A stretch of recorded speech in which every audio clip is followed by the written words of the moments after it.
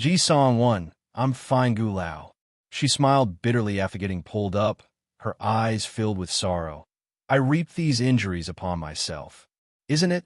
I only didn't want that woman to use Ling Yan for her own schemes in the name of being the child's mother. Who could have guessed such a shameless person would openly attack me without fear of retribution? It's that woman who's responsible. Gu Lao flared with resentment, his eyes poisonous like a snake. Guya bites her lip. I'll fix this on my own, Gu Lao. You don't have to step in. Miss, even at a time like this, you still refuse to let me get involved. Gu Lao angrily roars. Those people have already stomped on your head. How can you bear with it? I really don't know what you are afraid of, milady. No one will know or threaten you again if I simply remove them from the picture. Guya hung her head even more. Gu Lao, it's not like you don't know the monarch's personality. I do not want you to die for me. This matter must be solved using other means. Don't worry, I will find a way. Trust in my ability. Having said that, the injured woman pulls herself forward at the exit, that figure unstable and frail from the rear. Murdering has never been Guya's way of dealing with obstacles. In the past, she used her wits to overcome the hurdles. And into the future, she would continue to do the same. That's how she's been able to stay by Heavenly's side for so long while others were eventually dismissed due to their tainted ways.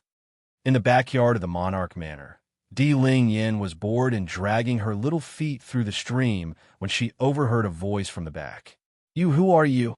Turning around out of curiosity, Ling Yan quickly landed her sight upon a palish little girl who's around 5 to 6 years old standing under the moonlight. Though the other child had a delicate contour that would be considered a beauty in the making, but that morbid complexion ruined all of her gift in making her appear weak and sickly. Who are you? Ling Yan returns the same question, her eyes shining with glee. I've been here for a few days already.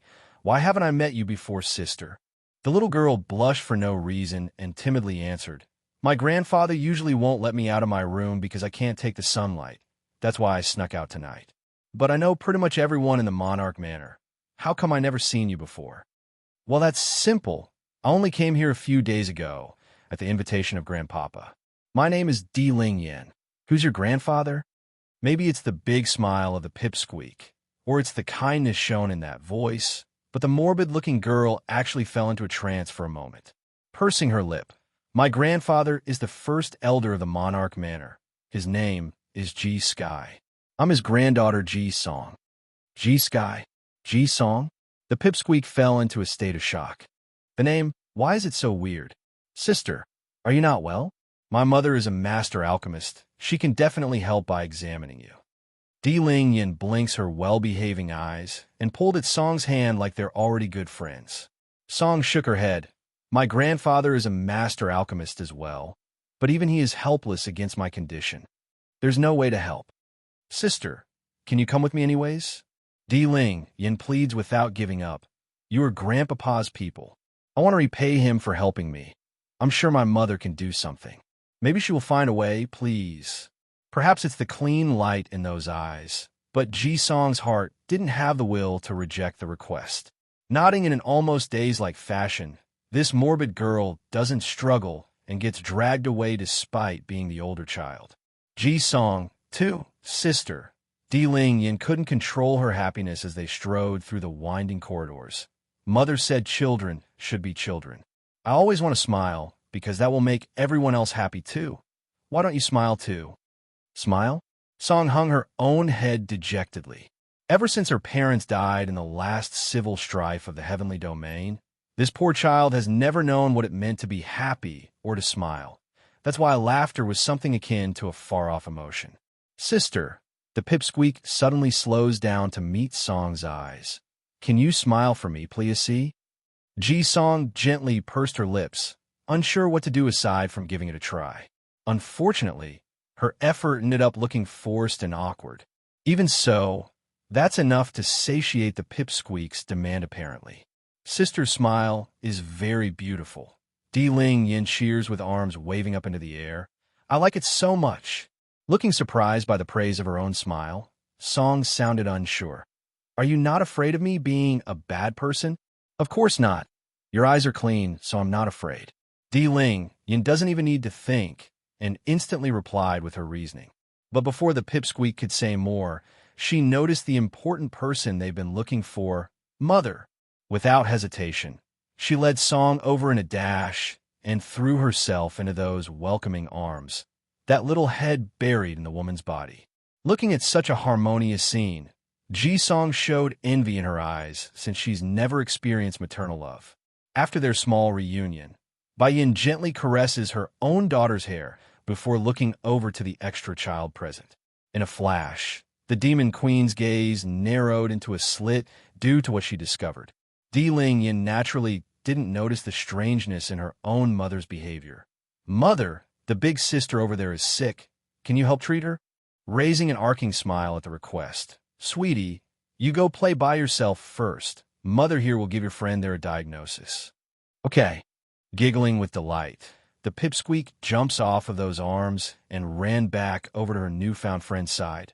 Sister, you can be assured my mother will definitely find a treatment for you. Once you do, we can both go play in the sun. That said, the pipsqueak went ahead to give the other side a big hearty hug as a mean to cheer her on before running off. Originally, Song's heart felt very nervous at having someone diagnose herself, but that jiggling voice of Di Ling Yan's vocal cord seems to have some sort of magic in there. Without know why, she felt at peace and got a boost of courage as well. Mrs. D. She timidly addresses by Yin after they are left alone.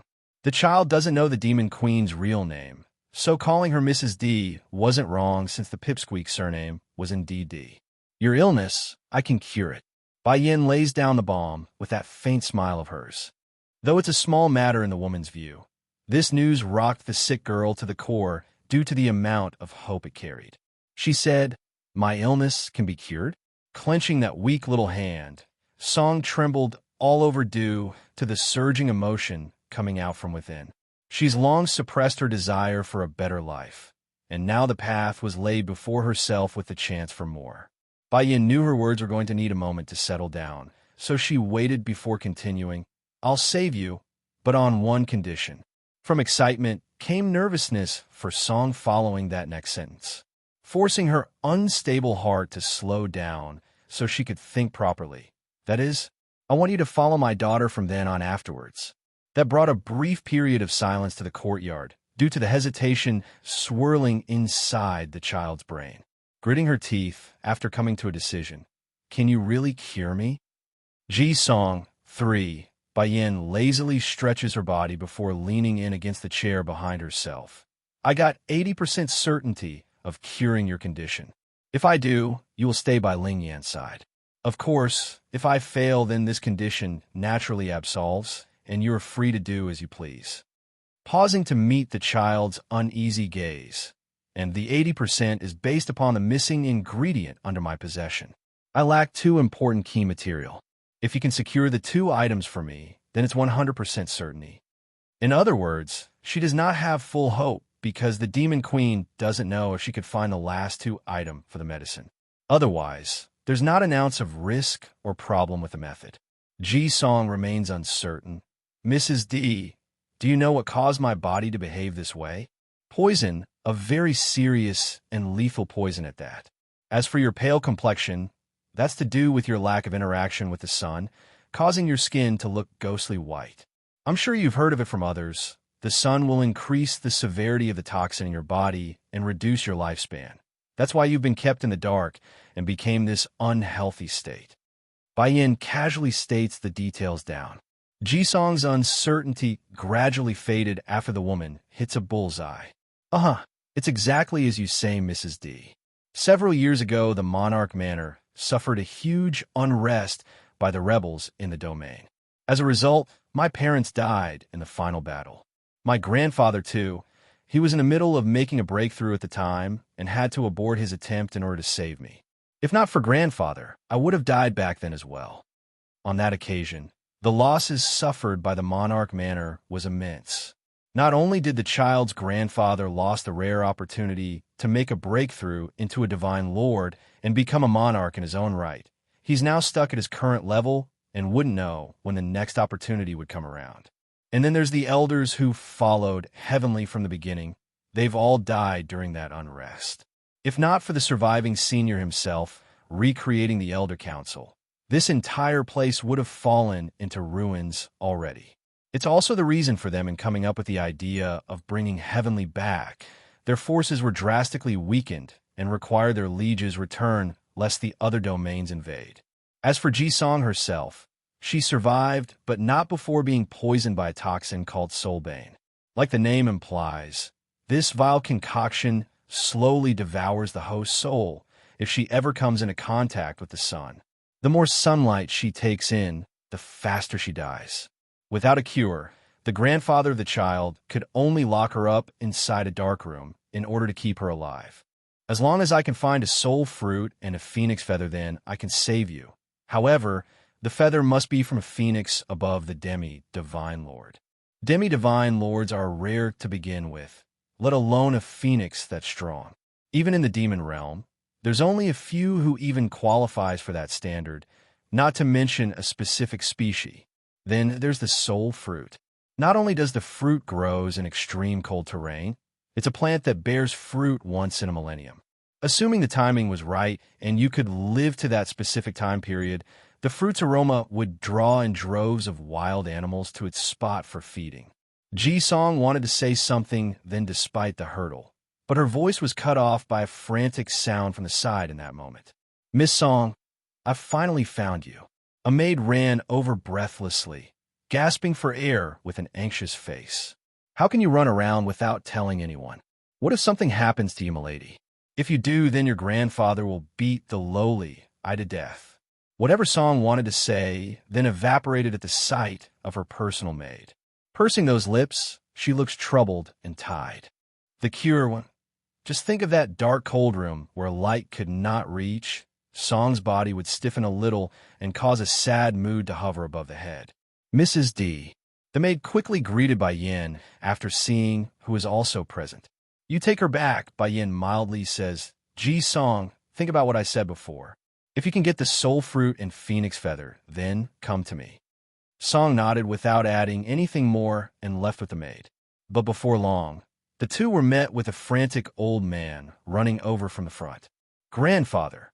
Song's voice was crisp and soft at the sight of that silver-haired senior. "Why are you running around again?" Ji-sky smiled bitterly and shook his head.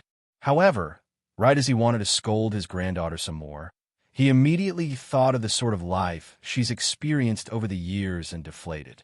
Making a guilty expression on her little face, "Grandfather, I'm sorry for making you worry. I'm sorry. Just don't run around alone anymore. Wait for grandfather to find a way to cure your body first. By then you can go anywhere you like. Put up with this for now, okay?" Ji-sky sighed helplessly as he caressed the child's head. "This girl is only 5 years old, but she's been suffering since birth, and now I can't even let her see the sun. Otherwise the poison will spread even faster. I'm such a failure as a father and grandfather. If it wasn't for me insisting on making a breakthrough that year, those enemies would never dare to attack, and my son and daughter-in-law wouldn't have died either. This suffering never should have fallen on a child this young. Grandfather, do you have a feather from a demi-divine Lord Phoenix? And do you have something called a soul fruit?" Ji-song grasped onto that doting old hand and asked with hopeful eyes, "What are you asking those for?" "I want those things, grandfather. Will you help me find them?" Over the years, because of guilt, this old grandfather would basically give anything this child asked for. That's why she would make this request so suddenly and without any preparation. "Phoenix feather. I do. It's a memento I got from a phoenix that I saved in the past. The phoenix said I can use it to ask for a favor if I ever need it." When speaking of the past, a sorrowful tone could clearly be felt in the old senior's tongue. Not picking up on her elder's mood, Song jumped with glee instead. "So what happened to the phoenix?" "It's dead. It died during one of the wars between the domains. I was still young back then, so I had a strong impression.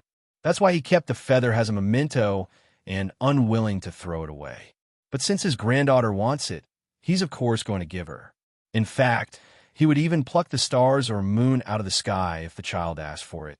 That's how much he cares for this granddaughter."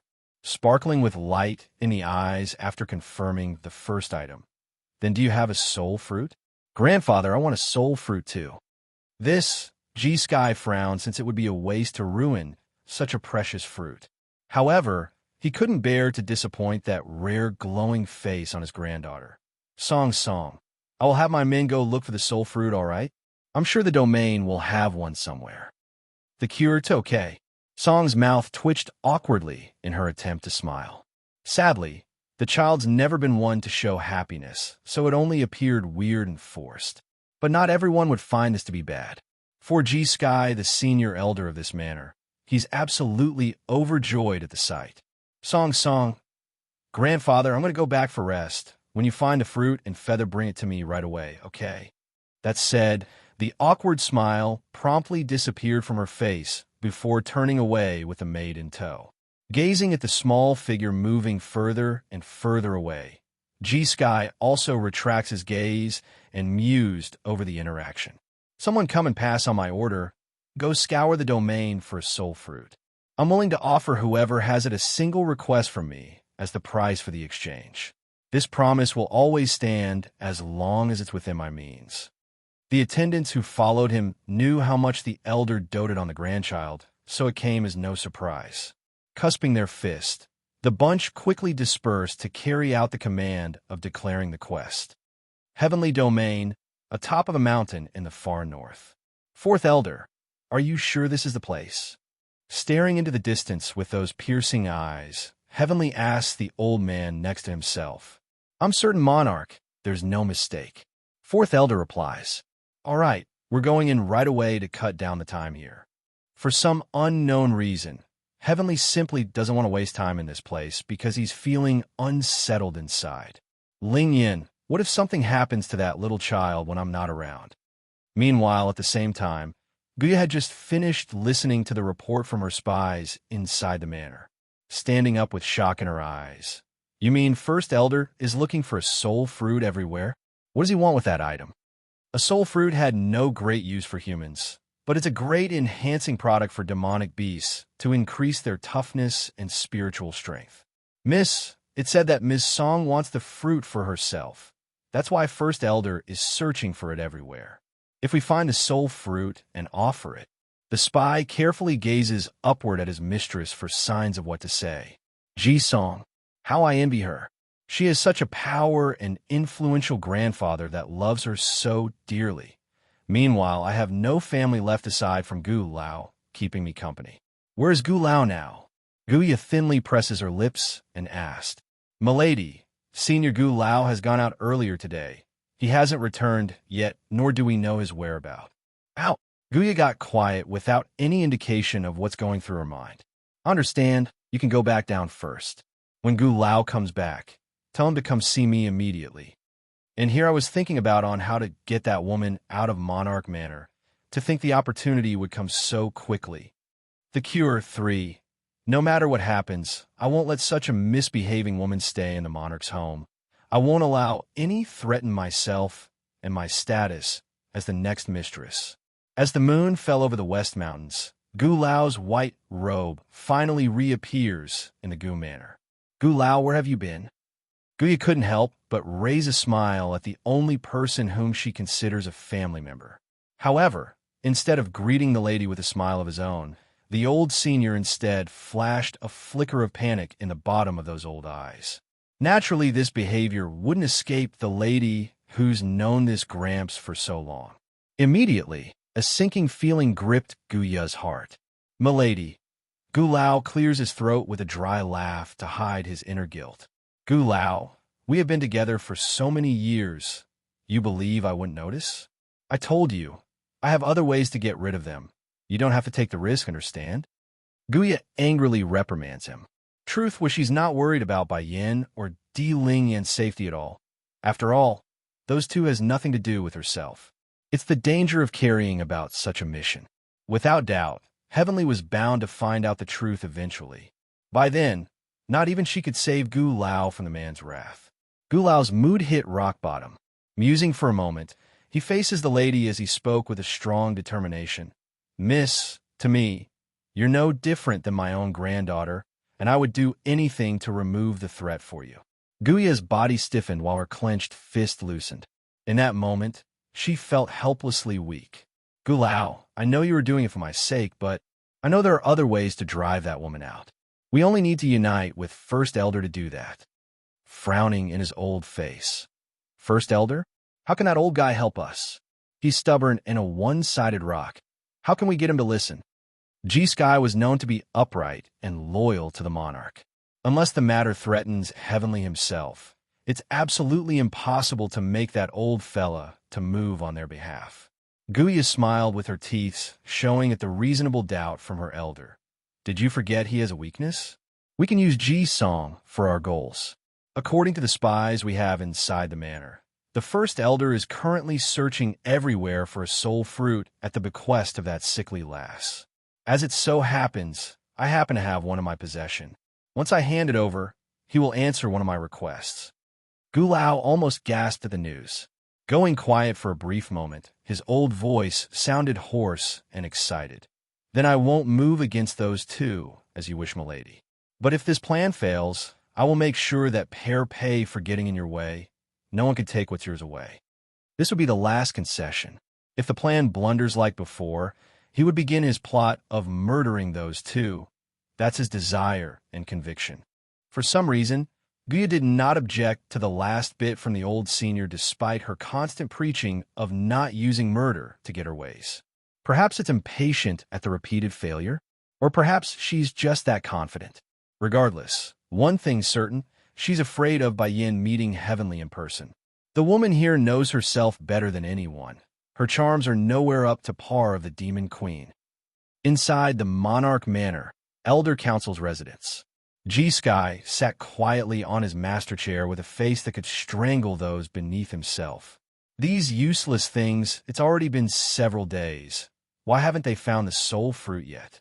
If this causes my granddaughter to be unhappy, then they can't blame me for taking drastic measures. The cure for... Underneath, the guards shuddered nervously with their heads hanging down. They're afraid of drawing the ire of this senior, for they know how precious Ji-Song was to the First Elder. Elder Sky, Miss Guya is seeking an audience. She claims to have a soul fruit. It's then a frantic maid charged into the hall to report this, and broke the oppressive mood. Seriously? G-Sky flew up from his chair and ran over to grasp the maid's shoulder. Hurry and let her in. Yes. The maid retreated and returned in mere moments with the lady in blue. Miss Guya, do you really have this soul fruit? He bluntly asks this due to his mind being occupied with his granddaughter's awkward smile. Smiling on the face, there's a peculiar flavor in the way Guya swayed herself before the senior. Of course, Elder Sky, I would never deceive you. I'll let you be the judge by seeing it for yourself.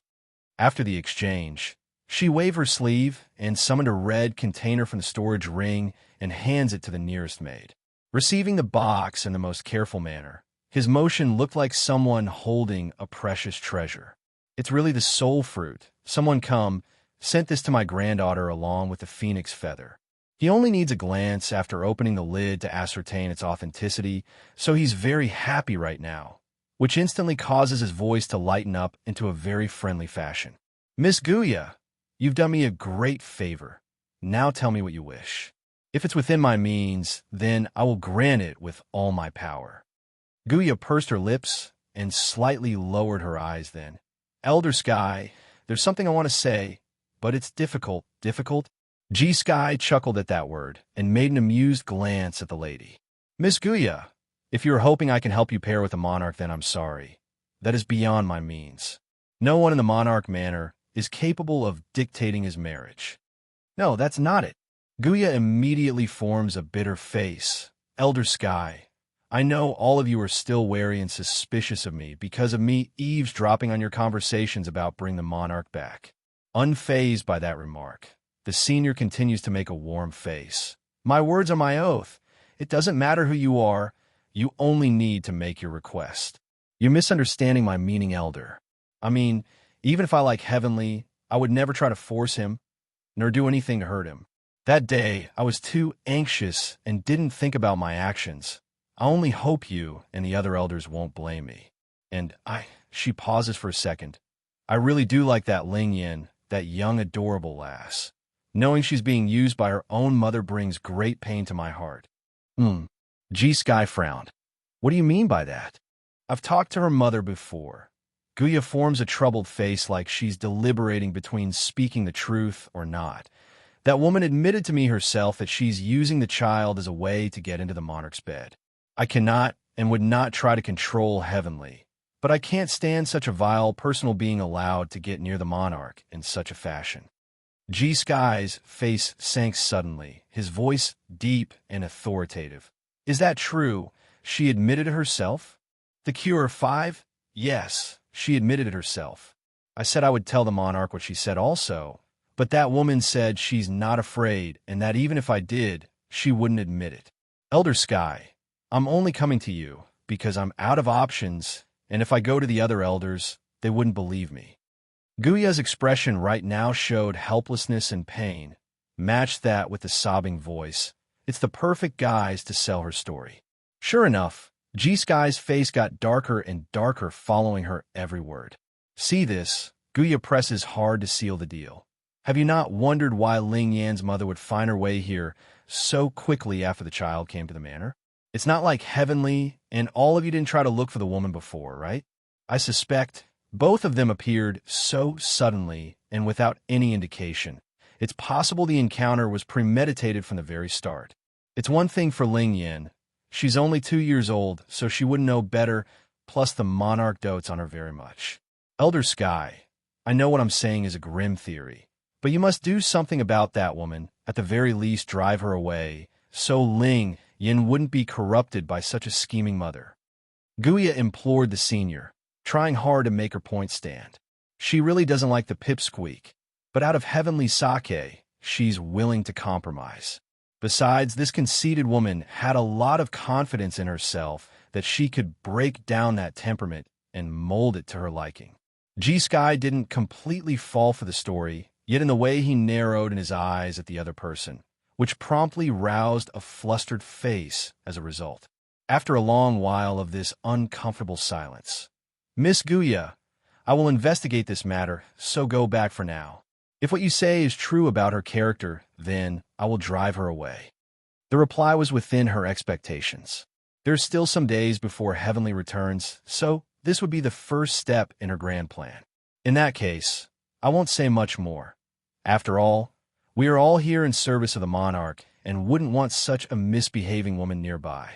However, there's one more thing I like Elder Sky to help me with. What's the matter? I've made it known that I very much like Ling Yan, that young lass. Would it be possible for me to move to the yard next to her? Don't worry, you can rest assured I won't do anything. That child is so adorable and cute. I only want to keep an eye out for her safety in case her mother tries anything. G-Sky still felt skeptical of the woman's excuse, but nodded anyways. He's seen it with his own eyes how much she loves Heavenly, so he's not worried about Guya trying anything ill towards those close to the monarch. I can let you move to her side yard, but that's only for the next few days until the monarch returns. Once he's back, you're leaving, understood? Guya's heart cracked with joy. Thank you, Elder. You don't have to rush to thank me so quickly. If in the meantime anything happens in the manor, I will immediately turn my suspicion towards you. Understand? G-Sky's tone was heavy and stern, showing he meant what he said and as warning. Guya's lip twitched without surprise. Elder Sky, please be at ease. I won't do anything. You know, I can't stand to see the monarch sad. Naturally, that means I won't even think about doing anything to those close to him. Of course, the exception would be that despicable mother of Ling Yan's. Heavenly hasn't met that woman yet. I can still make it if I shoo her out of the estate before he returns. The Cure 6. Unbeknownst to everyone in the Heavenly domain, there's in fact a room devoid of sunlight in the Monarch Manor. Aside from the vent hole coming through the entrance door, this place held a suffocating atmosphere to those unused to it, truly a compound normally reserved for the worst of criminals. However, that was not the case here. In fact, it's Ji-Song's personal bedroom, the beloved granddaughter of Elder Sky, who holds immeasurable power and authority within this estate. At this moment, Song had her body curled up into a fetal position atop of her bed, those limbs shivering from the cold and darkness.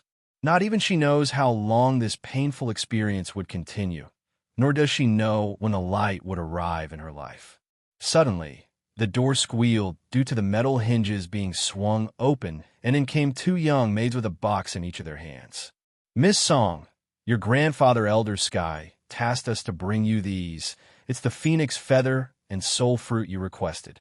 Grandfather, taken aback at the grand news, she gradually shifted her gaze down to the two boxes in front of herself, with hope beaming out of those eyes. "Where's my grandfather?" she asks after ordering them to leave it on the table. "Oh, Elder Sky is still at the council hall. I'm going to see grandfather. You two don't have to follow me." Song carefully wraps the two boxes around her arm while pressing down her inner excitement, so others won't grow suspicious. "But Miss," one of the maids frowned. "Elder Sky said we must protect Miss Song. How can we just leave without permission? It's night right now, so there's no sun. Besides, I'm going to see my grandfather, not some random place. What are you so nervous for?" Song glances at the maid with a reprimanding face. "I'll come back once I see him. You stay here and wait for me." After saying this, the sickly and morbid-looking lass ignored the protesting maid in the rear and bolted out of the dark room. Of course, the two frantic maids wanted to give chase, but the repeated warning glares from Song sent them back in the end. Just as Song was about to reach Bai Yan's yard, an unexpected encounter occurred. With a touch on her, shot from the back, she nearly jumped with fright and swung around. Thankfully, the face that came into sight wasn't some unfamiliar face. Rather, it's the pipsqueak herself. "Ling Yin, how come it's you?" She pursed her lips and asked in a state of shock. Giggling with delight as she got closer to her friend, the pipsqueak gets all happy in the voice. "Are you here to see my mother?" "Uh-huh," said Song with a flushed tone on those cheeks. "I found a phoenix feather and soul fruit like she instructed. She said that as long as I have these two ingredients, then I can be cured for sure. I didn't tell my grandfather, though. I didn't want to give him false hope and disappoint him. That's why no one knows I'm here. Can you keep this a secret for now?" Patting her chest in an reliable manner, the pipsqueak cocks her head high in a proud manner. "Of course, I can keep a secret. I'm not like my brother who can be bought with a steam bun." The cure, 7. If there were one person in this world who could save Ji-song, then that would have to be Bai Yan. This pipsqueak still has that much confidence in her own mother. Ji-song breathed a sigh of relief after hearing that. Then, "I'll first go meet your mother." "Wait, let's go together." Ling Yin smiled brilliantly as she took her friend's hand to lead the way. For Song herself, this would be the first time she's ever spent time with another female whom she could call friend. For that, her pale and stiff expression actually made a genuine smile for once, and not the awkward and weird-looking one she made before. "It's nice to have friends. Ling Yin is my first friend. I will cherish this friendship for life." Unbeknownst to both of the little ones, a certain female had been hiding in wait behind the dark corner of the courtyard the entire time. Coming out after the two tiny figures had left, Guya slowly strode out into the moonlight. I didn't think that Ling Yan's mother would go this far in order to cater up to the members of the Monarch Manor. Is she crazy? How does she have the confidence to claim being able to heal Ji-song's condition? This won't do. I cannot let this continue. That woman's strength is so low, there's no way she's capable of something like that. I better go inform Elder Sky of what's happening. If his granddaughter is killed by this, then he will punish everyone here, including myself for merely being nearby. With that last thought in mind, Guya finally turned away to rush towards the council hall. She doesn't like Ji-song. Who would write? Nobody likes to have a sick-looking lass hang around themselves all day, especially when the patient never even smiles. But no matter her dislike, the morbid-looking lass was still a member of the Monarch Manor. At the very least, she needs to take action if not for heavenly's sake, since there still is people. What's more, such an opportunity to banish Bai Yin and her daughter doesn't come often. This was her chance. Elder Sky, this isn't good. Something major has happened. This outburst instantly shattered the peace of the night here. Ji-sky came out the fastest after hearing this and showed a surprised face. "Miss Guya, why did you come so late? What happened?" "It's your granddaughter Ji-song. Something has happened to her." The woman spits this out with clenched teeth.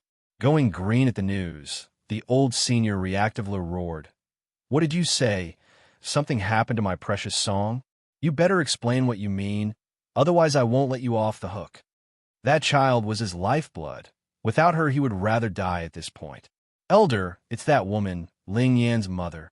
In order to gain your favor, she's attempting to risk the young Mrs. Health just so she could try healing Song's body. It's absolutely foolish. That person is so weak without an ounce of knowledge. How could she ever think of something this crazy? You must act right away. We could be talking in minutes or seconds before something irreversible occurs. The more she spoke, the sweatier on the forehead she became, thus reinforcing the urgency of the situation. I've met that lady earlier today, and she doesn't seem to be such a rash and foolish person. Perhaps we've made a misunderstanding, and that Song is only going there to play with Ling Yan. Elder Butterfly was the second to come out, and she wasn't so easily manipulated. That remark promptly made Guyu appear even more anxious, partly real and partly fake since she doesn't want to miss out on this chance. There's no mistake. I overheard the conversation directly from Miss Song and Ling Yan. Elder Sky, you must go save your granddaughter right now. Otherwise, she might really die at the hand of that person. By Ning One Boom, G-Sky's momentum suddenly changed, causing the whole sky to become stormy in that instant. Not waiting for Guya to say more, he dashed towards the courtyard where Bai Yin was staying. Inside the room, Ji-Song stood quietly there as she watched the Demon Queen pour some sort of weird substance into a tub of water. Immediately, that clear, warm liquid had turned into a faint green color that oozed with medicinal aroma. Mrs. D, will this be enough to save me? Bai Yin shook her head. It's merely the first step in the procedure. You will soak in this tub of potion I prepared for half an hour. During this time, I will prepare the main elixir for you. Nodding and understanding, Song doesn't question the other side. For some unknown reason, she's convinced this person could help. Ling Yan, you go and rest first. The next process will be quite painful for the patient, so Bai Yin doesn't want her daughter to see it. Okay. The pipsqueak obediently complies and got up. I will come back and see you, mother, after I take a nap. With one final glance at her friend, the girl promptly left for her own room. Just like that, the procedure to cure Ji-Song has begun. ZSSZEZ. The first sensation the morbid girl felt was an intense sting across her whole body after dunking herself in that tub of potion. It's not extremely painful to the point where she couldn't endure, but it's stinging deep into her bones, which was incredibly hard to withstand. It's so painful, like someone's poking needles into me. It hurts. If you want to recover, then put up with it. Just when Ji-Song wanted to protest and complain, Bai Yin shuts her down with that remark. It's faint and unemotional, but those words came down like a bat and knocked any resentment away. That's right, I need to endure this if I want to get better. 5 years of endless darkness, I don't want to go back. This is nothing to me. I will get better. I won't submit to such a life. I will prevail. Growing stronger and stronger in her mind, a powerful determination filled the morbid girl's eye as she recalled the painful past of her childhood. Those memories weren't painful in the physical sense, but on a spiritual level. Biting down on her lip until it bled, she wants to use pain to combat pain in this case. It's the only means she knows because it's not the first time she's hurt herself in such a fashion after caving into her own loneliness in the past. Slightly startled by the method used by the lass, Bai Yin raises an eyebrow in surprise at the determination. She was ready to take actions if Song intended to give up so easily, so her hands were already about to reach out. However, that precaution was unnecessary, it seems. This child must have suffered a lot in the few years she's lived on this world. Not many could think of using pain to counter pain. Very well. If you are determined to get better, then I will do everything within my means to save you. Taking out a small cauldron from her storage ring, Bai Yin also begins her effort of refining the final medicine using her soul fire. Bai Ning, too. Due to the intense concentration required for the brew, Bai Yan's senses have mostly closed itself off and shielded herself from the rest of the world. All she knew was the cauldron before herself, the flame, and the timing of when to pull out the elixir. So, whatever ruckus that's happening outside in the courtyard, she's unaware nor had the energy to care. steaming with a mighty air above the group as they marched. They wasted no time in rushing through the winding corridors for the expected destination. What are you all planning to do? Di Ling, Yin had wanted to return to her room, then when she encountered this group in the open. She may be small, but she's no timid coward. Miss Ling Yin, Elder Butterfly, saw who it was and immediately stepped forward to speak. Did Song happen to come by earlier? Is she looking for your mother for treatment? Gently pursing her lips, the pipsqueak grew unhappy at the aggressive air of this bunch. Are you going to make trouble for my mother? Big Sister Song said she didn't want this matter to be known to anyone. Why would they know about this? And the way they marched over here, they're clearly very upset. Ling Yin, Guya also came out from the rear, her face still showing that elegant smile. I know your mother wants to be the monarch's wife, but using Song's health as a mean to get close to everyone is not right. That girl is innocent and naive. She doesn't know the dangers involved with what's involved. And that woman, using such low trickery, is despicable. She doesn't deserve to be your mother either. You must awaken from the illusion. Ling Yin would never allow anyone to insult her mother. Not now, not ever. Without another word, she pushed Butterfly aside and pounced at the insufferable woman and bit down at that arm. Guya's screams resonated with pain due to the sting. She did not expect the pipsqueak to have such speed, much less turning into a mad dog and biting herself on the arm. It is you, this bad Andy again. First, it's you coming to make trouble for my mother. Then now you're framing her. My mother is the best woman in the world, and also the one who loves me the most. I won't allow you to say anything bad about her. All red in the face, the pipsqueak stubbornly gnaws at that arm while glaring at the crowd. Today, none of you can go bother Big Sister Song. G-Sky's gaze grew grim due to the child's stubbornness. If it were someone else who got in his way, then he would have rid himself of this problem at first sight. However, this was Di Ling Yin, the girl beloved by Heavenly, their lord and master. Her status was equivalent to the young lady of this house. There's no way he could hurt her less he's ready for the aftermath. But at the very thought of Song's safety, the grandfather's mood would deteriorate once again with irritation apparent in those eyes. Trying hard to maintain a gentle voice in his persuasion. Miss Ling Yin, I know my granddaughter's illness better than anyone. Even if your mother is able to save her, why sneak around without letting anyone know? If there is even a tiny mishap during the treatment, the outcome would be Song's death. So please move aside and let us inside. Unbending in her determination, the pipsqueak shows off why she's the daughter of her parents. I know you're Big Sister's grandfather, but I want to ask before you go any further. If Big Sister is willing to trust in my mother, then why can't you trust in Big Sister's decision? Or do you have that little trust in her? Just because you can't do something doesn't mean my mother can't. G-Sky's face frowned. Song's only a child. She still doesn't know anything yet. Please step aside, Miss Ling Yin. I will not let you disturb Mother. And Grandpapa also said, I am the little lady of the Monarch Manor. If you force your way over me, then that's equivalent to treason. Do all of you really want to test that? By Ning 3, the little pipsqueak's appearance began to reveal a sense of dominance after her declaration. This face, it's exactly like her mother's when Baiyin decides on doing something. Of course, that's only if you ignore her childlike voice, then it could really scare some of these people. Sadly, that's not the case and only made a ripple on the surface. Ling Yin. Guya stroked her painful arm as she stared at the child. You bad woman, you shut up. The pipsqueak roars instead of simply yelling. Don't think I don't know everything is orchestrated by you. I will let Father and Big Brother know of this when they come. They will definitely make you pay. Anyone who picks on Mother are bad. Father and Big Brother will definitely do something about this once they find out. That's enough. G-Sky has completely lost patience. Miss Ling Yin, we are willing to show you respect out of the Monarch Sake, but this matter is about my granddaughter's life. If I somehow offend you for trying to save my own grandchild, then I'm willing to bear the consequences once the monarch returns. Now move aside. Shuddering inside after that outburst from Elder Sky, Butterfly hurries to grab hold of the pipsqueak to bring the child behind herself for protection. Elder, Ling Yin is only a child. I know. You do not need to remind me, Elder Butterfly. I won't hurt her. G-Sky gradually closes his eyes, as if to come to terms with what he's going to happen.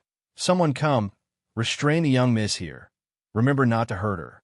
This little girl is now the monarch's treasure. How can I ever think about hurting her? But not harming her is one thing. No one can stop me from saving my own grandchild. If the monarch wishes to punish me afterwards, then so be it. I'm willing to take it. Yes, Elder. Several guards stepped forward and began to grab at the pipsqueak's arm. Ling Yin saw this and grew frightened, of course. She was absolutely tiny compared to these men, and whatever flailing and struggle she attempted after being held was futile. She may be a fox demon, but a 2-year-old child remains a child. What power does she have? None.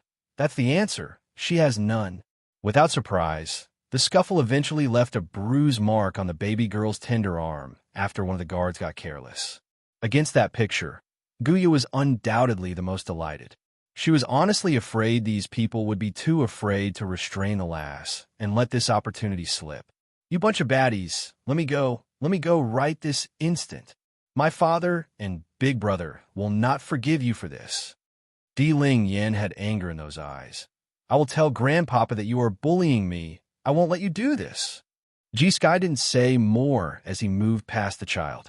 He knows that was no idle threat. He's going to pay a heavy price for this later on. You can't bother Mother. You can't hurt Mother. Ling Yin cries even harder after being dismissed. Shockingly, something miraculous occurred at this moment when the girl's mood hits a new low. Her whole body began to heat up, searing hot, even until the guards restraining her felt increasingly more uncomfortable. Wah! Father, big brother, grandmother, hurry and come help Mother. They're going to pick on Mother. If at first the heat coming off of the pipsqueak was still bearable, then right now, she's a flaming torch, burning all those hands until they're making some seriously ugly faces. Ling Yin. It's then when the situation was about to hit critical, a surprised and familiar voice cuts in from the sky. Raising her head at the source, the pipsqueak also stops crying because she recognized that note. Grandma. Breaking free from those hands that were already wanting to let go, the baby girl threw herself into the woman's arm who had already descended to the ground at lightning speed. Grandma, how come you are here? Quick, you must stop these baddies. They want to pick on Mother. They want to hurt her. Bai Ning, dressed in white, those enchanting features of the grandmother shared a close resemblance with Bai Yin, the exception being that she's colder and prouder instead of the dominating type. Guya didn't like Bai Ning the second she lay eyes upon her. Without knowing why, the self-conceited lady radiated hostility that has never before seen to anyone. Naturally, Bai Ning also noticed the hostile gaze coming at herself from that woman. But instead of giving more attention to some random stranger she doesn't know or care about, the grandmother would rather appease the crying child in her arms. Ling Yin, take grandmother here to see your mother. Bai Ning loses the cold hardness in those eyes when saying this, replaced only by gentle kindness. Rubbing her weeping eyes, the pipsqueak stammers the response. Boo, but these baddies want to interrupt Mother's treatment of Big Sister. They say Mother's going to hurt Big Sister, and that she's only out to seduce Grandpapa. The corner of Bai Ning's lip rose into a sarcastic smirk after hearing that outlandish claim, caressing the child's head so she would calm down and stop hiccuping. Since my granddaughter said none of you can go to stir my daughter, then none of you can go further.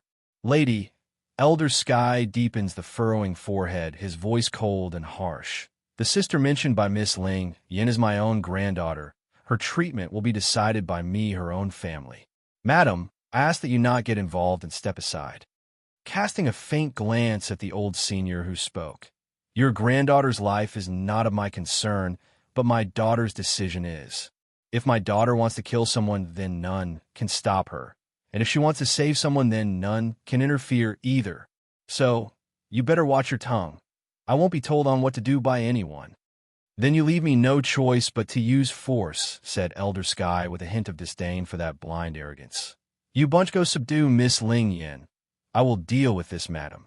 The pipsqueak panicked, her little body curling up against Bai Ning's arm further due to fear of being caught again. However, that concern was for naught. Forget about catching the pipsqueak. They don't even want to get near after being burned on the hands. Some of those burns were so intense that they're already starting to show bubbles on the skin. What you guys doing? G-Sky's complexion darkened into a black hole after seeing no movement from behind. Elder, Miss Ling Yin, the guard captain timidly speaks where he got cut off by that menacing glare from the senior. Stop worrying about the consequences. I will bear all the blame if the monarch wishes to punish any of you. The poor guards all wanted to cry at that moment. Apparently, their hesitation there got mistaken for fear of heavenly punishing them. Heck no. They're not afraid of being punished by their liege and master. Rather, it's the freakiness of the girl over there. Who in the world would suddenly get insanely hot like a burning torch? But fear was fear. They aren't going to ignore a direct order from Elder Sky. Inching forward like turtles, these poor men carefully surrounded the child. Miss Ling Yin, can you be good and stand to one side by yourself? We won't do anything. Just stand over there, okay? Huffing a grunt with that little nose pointing high, Ling Yin pinches her lips into an adorable frown. You baddies are not allowed to hurt Mother. I'm not afraid of you anymore with Grandmother here. Bai Ning, 5. These people bully me because I'm small and cannot protect Mother, but with Grandmother here I'm no longer afraid. Bai Ning sneered at the ignorant fools that dare to circle them on this courtyard. She could tell aside from a select few here tonight, they're all relatively weak compared to herself. With a little flex of her strength, the proud woman instantly sent the less prepared of the mansion guards shooting out in a bullet-like fashion due to the torrent of wind she created. I'm not dead yet. Who dares to bully my daughter and granddaughter? The woman's cool and prideful voice held those who remained standing in contempt. G-Sky's expression grew increasingly grimmer at the situation. He doesn't want to drag this out, but he's got a keen eye. Whoever this person was, or if she's really the baby girl's family, this woman was no pushover based on the small attack she showed there. But as the old saying goes, panic only brings more mistakes, and mistakes only bring more mistakes. Without more thought, the old senior drew his sword and aimed it at the unwelcomed intruder. Grandma! Ling Yan's face went white there as she saw the sword coming down, her tiny hands nervously grasping onto the woman's body. She had heard before that the strongest individual here in the domain was Elder Sky, second only to Grandpapa. Sure, the pipsqueak trusts in Bai Ning's ability, but there's going to be an unavoidable strand of worry once the fight breaks out. Miss Ling Yin, out of everyone's expectation, Elder Butterfly reacted just as fast there and with shocking speed. Coming before Bai Ning, this sole female elder plucked the pipsqueak right out of her grandmother's grasp to bring the child into her own arms for protection, thus removing any danger that might befall the girl during the scuffle. Bai Ning's expression grew very ugly after having someone faster than herself here and not being able to react in time. However, that heart immediately settled back down after seeing the concerned face of this butterfly. If there are others looking out for the girl, then she could concentrate on dealing with this old senior, who's clearly acting in a panic. Clang! An enormous force released into the air after their swords collided. The weaker ones couldn't take this and immediately shot out into the air, whereas the unfortunate ones smashed into the ground or wall. Fortunately, the pipsqueak had the female elder protecting her, so she remains unhurt from the blast. But the cracked floorboards and overturned rubble told everyone how dangerous the area has become, even if they're not directly fighting. Successful concoction 1. Inside the room.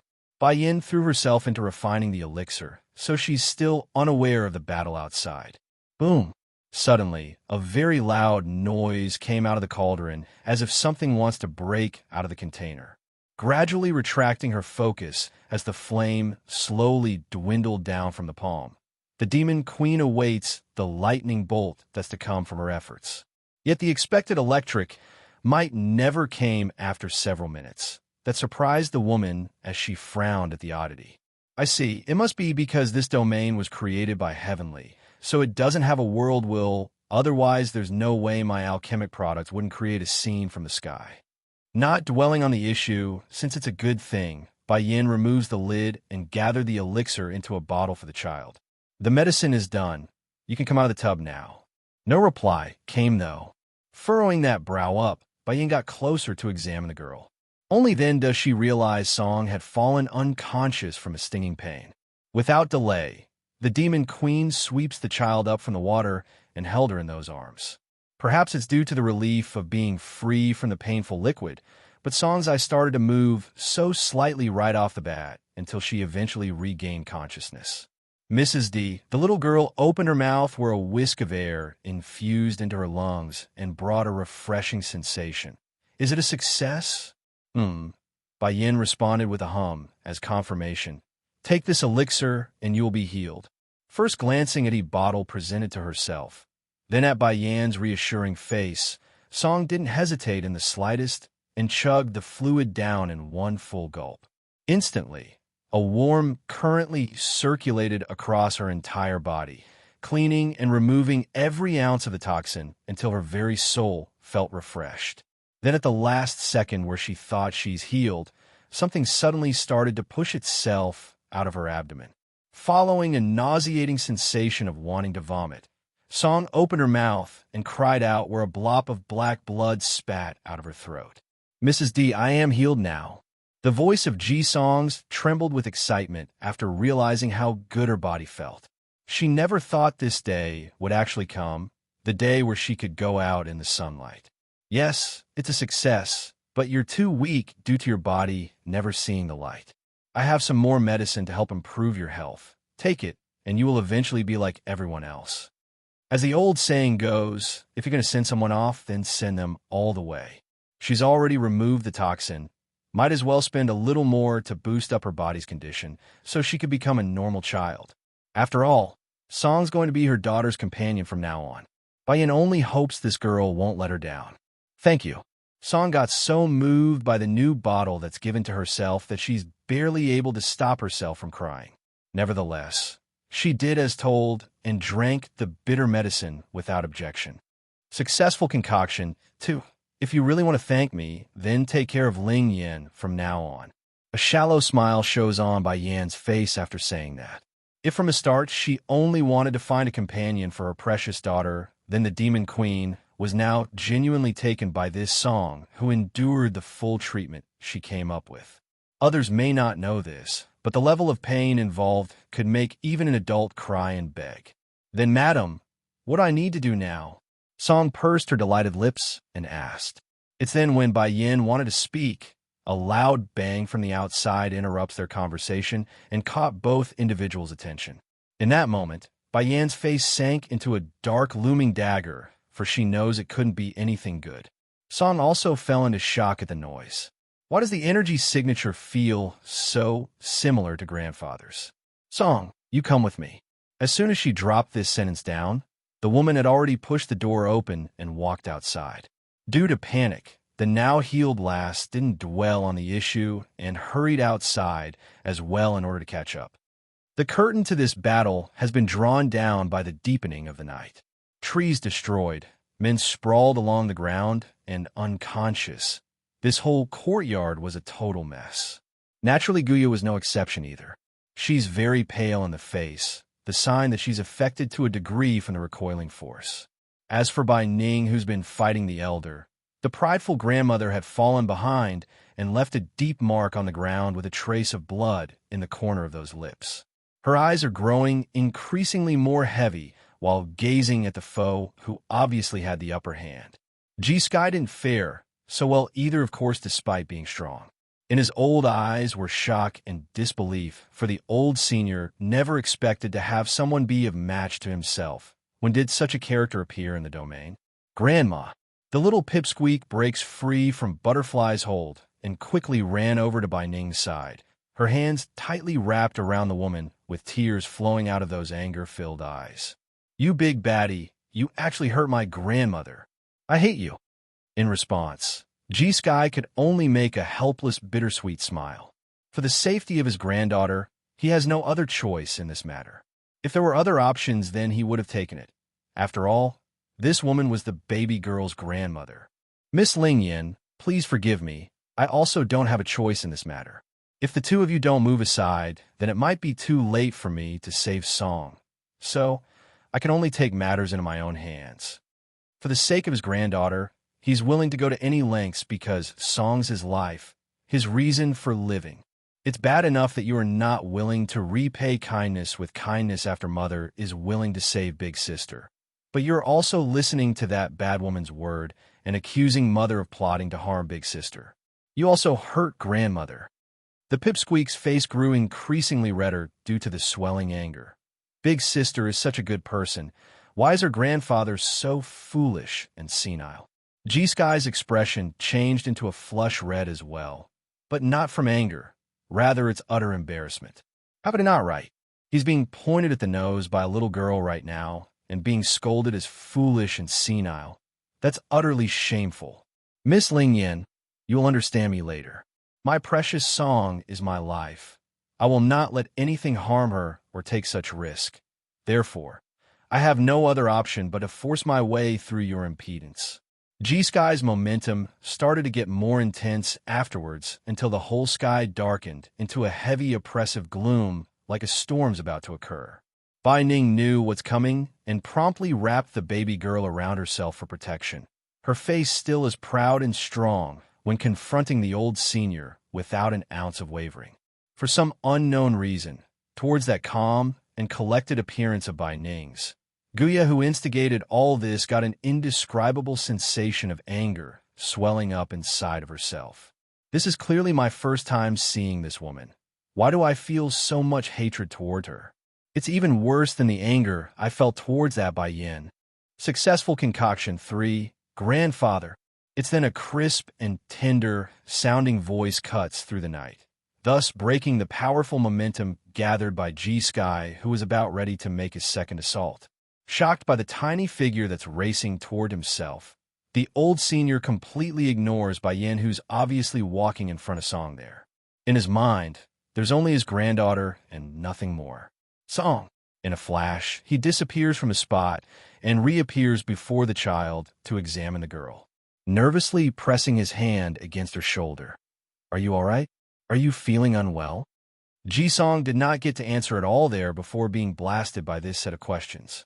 Making a helpless face, the girl turns to Bai Yin for help. However, at this moment, Bai Yin didn't have the time to worry about some grandfather who's overly protective of their granddaughter. Rather, she's also quite worried about the female protecting her own daughter. Bai Yin could see blood coming out of Bai Ning's lip. For that, she's absolutely infuriated. Who did it? Her voice was colder than the late-night wind, which caused the temperature around her to drop several degrees. Mother! Di Ling Yin pounced out of Bai Ning's arm then and threw herself into the Bai Yan's instead, her eyes a teary red of sad, pitiful sorrow. It's Big Sister's grandfather. He hurt grandmother here. Bai Yan's face got quite scary there due to how cold it became in that moment, like some sort of storm was brewing in those eyes. It's so bad, in fact, that the atmosphere here had grown quiet and eerie. Ji-Song's complexion instantly went white as well after hearing that outburst. Turning to her own grandfather, she purses her lip and asked with shock in the voice, "Grandfather, why did you do it?" G-Sky couldn't bear to have such a look made toward himself. Hastening to turn away, he wanted to explain himself in a mutter when Guya's voice inserted herself from the rear. "Miss Song, don't blame your grandfather. He merely didn't want you to suffer any harm. Elder Sky knows Ling Yan's mother is only using you to get close to the monarch by using your health as leverage. He only wants what's best for you. It's all for your sake." Guya slightly frowned due to the protective attitude of the girl, aware of the sudden change in Song's complexion after her own explanation. "Fortunately, you didn't let her treat you yet, otherwise your grandfather might have been too late to save you." G-Sky was not deaf and promptly swept a cold gaze at the instigator of all this. He didn't say that Bai Yin wanted to use his granddaughter to get close to the monarch at all. It's just that, in this case, Bai Yin was a stranger. He doesn't know her ability or strength. How could he feel at ease letting such a person mess around with Song's body? No parent or elder could take such risks regardless of their background. As for Guya's skewed explanation, the old senior didn't bother to correct it. At a time like this, any further explanation would only make things worse. All that it matters to him was Song being safe and not taking that treatment. Song is good at everything except too trusting in people around herself. There's frost all over by Yan's aura after hearing the explanation. Turning to the patient girl, her voice got much colder than while they were in the room. Song, shouldn't you have your grandfather give me a proper explanation? I saved your life. Yet he harmed my mother without accessing the situation or discerning what's right or wrong. Even though she understood that G-Sky did it out of concern for Song's well-being, but everyone has their own moments of selfishness. In this regard, Bai Yan's moment would be about her family. The justification hardly matters anymore. If I had known that saving you would hurt my mother, I wouldn't have done it. That remark made Song extremely sad there. Looking at Bai Yan's distant gaze and the crying face of her one and only friend Ling Yan, the girl never felt so sad before.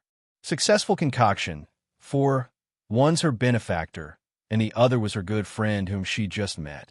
Does it mean she's going to have to be hated by them from now on? That's not what she wants. Grandfather, why did you hurt Mrs. D's mother?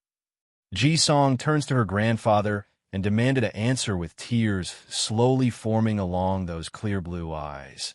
You've always been like this whenever the matter involves me. You do not care whether it's right or wrong. You will always lose your reasoning and think it's the other person who wants to hurt me. Sulking and hiccuping in her voice, it's one thing that you keep me out of the light. That's even when there's no sun on those gloomy days outside. You also keep me from making any friends or communicate with others, only wanting to lock me up in that dark room all day. Your love for me, it's reached the point of obsession. Sometimes I would think it's better to simply live a short life than to continue on this trajectory of endless darkness. So what if I can't live for long? At least I would live. Grandfather, I know you're hurt inside after losing my parents, but this life, it's not living, it's torture, a cruel and painful nightmare. The girl's protesting cry hits the old senior like a hammer, punching and kicking at his heart till it hurts. Wanting to say something by opening his mouth, the old senior suddenly discovered he couldn't. Those words, they're stuck in his throat. Streaming with tears. Ling Yin is my only friend now, and Mrs. D is my benefactor, but because of you, they will both hate me. Do you know how painful it is for me over the years? It's Mrs. D who brought hope into my life. I can now run around in the sun like everyone. I can finally leave that dark, damp room. When reaching the end, the girl's voice was huffing and trembling with emotions.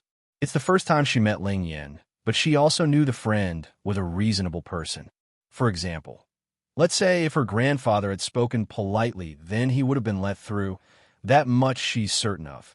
The fact that he didn't get through and got stopped must be because he lost control and got especially rude, like wanting to hurt Mrs. D. This could be proven by the way Ling Yin and her grandmother resisted the request. G-Sky sadly faced his granddaughter after the reprimand. Did I not keep her from going out for her own safety? And all those that got to befriend her only wanted to lure her out to play. So how could I not be nervous? But in the end, my granddaughter didn't understand me at all.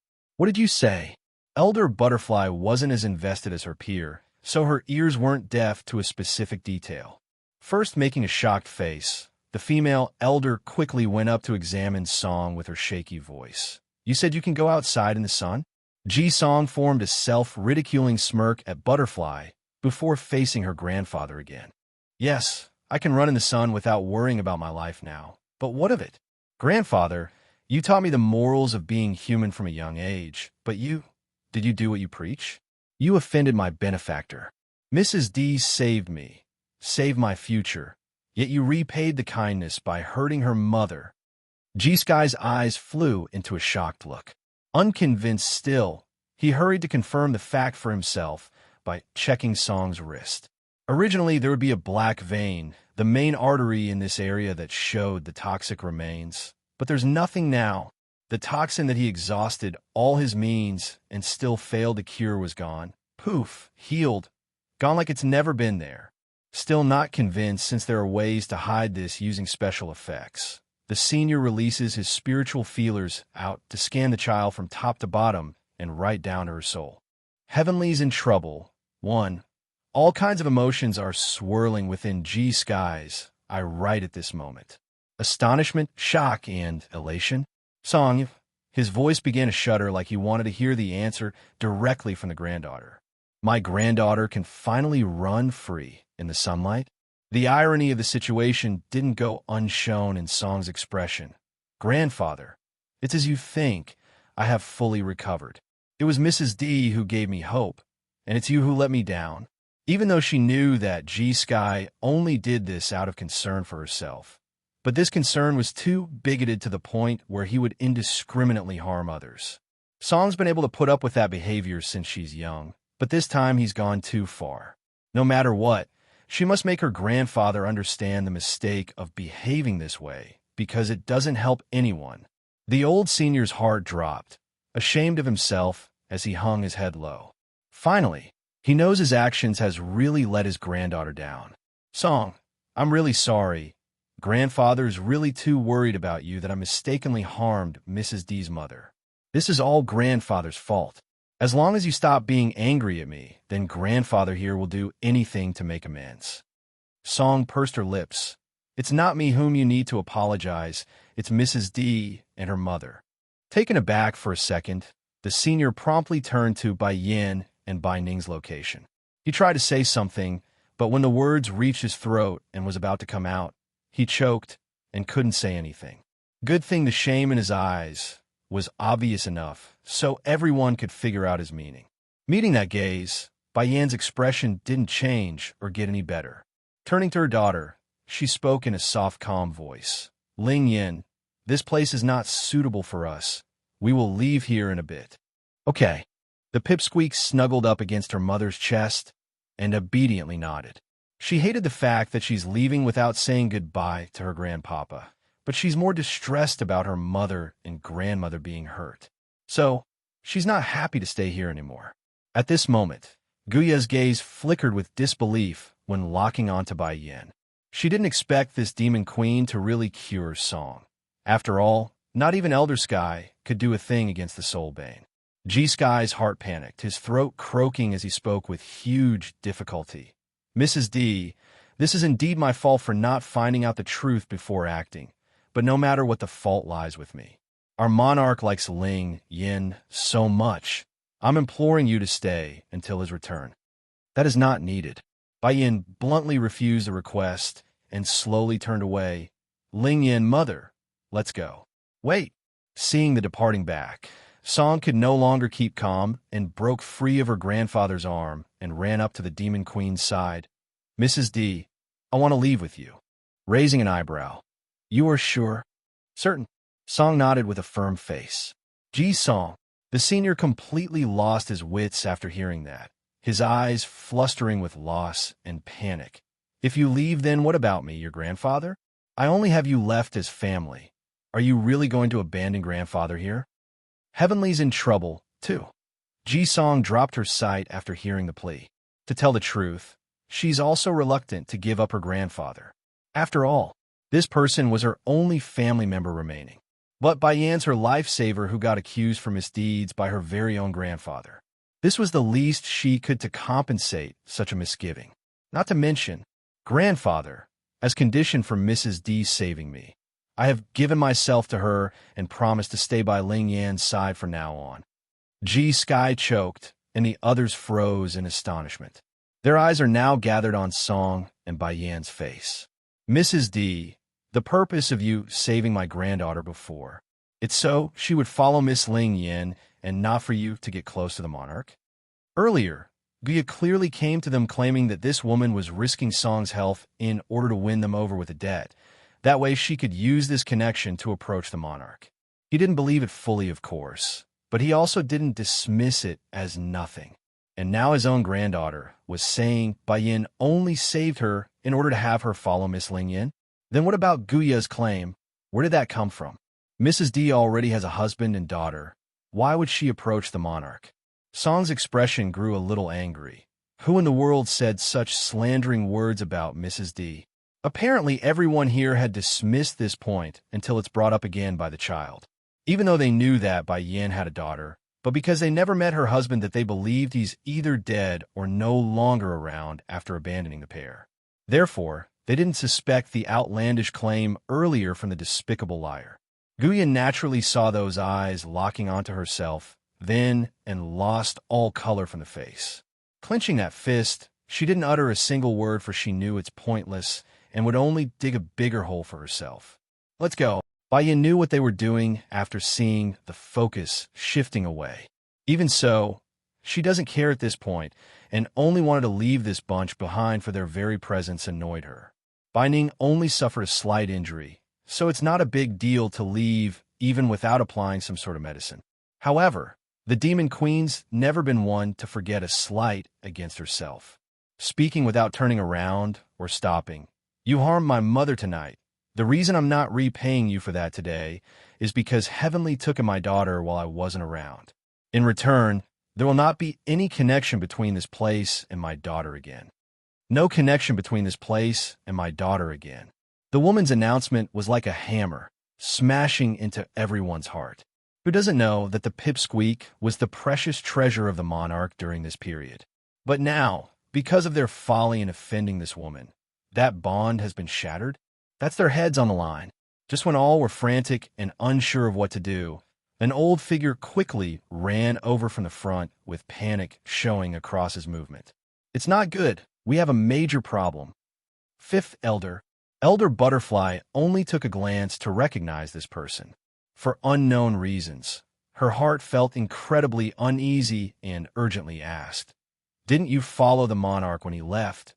Why did you return alone? Where's the monarch?" Pain apparent in those eyes, Fifth Elder spoke with panting breath. His monarchness had an accident in the ancient ruins, and now, "We don't know if he's alive or dead. The others are still searching for him there. But I returned to bring news because I'm the fastest."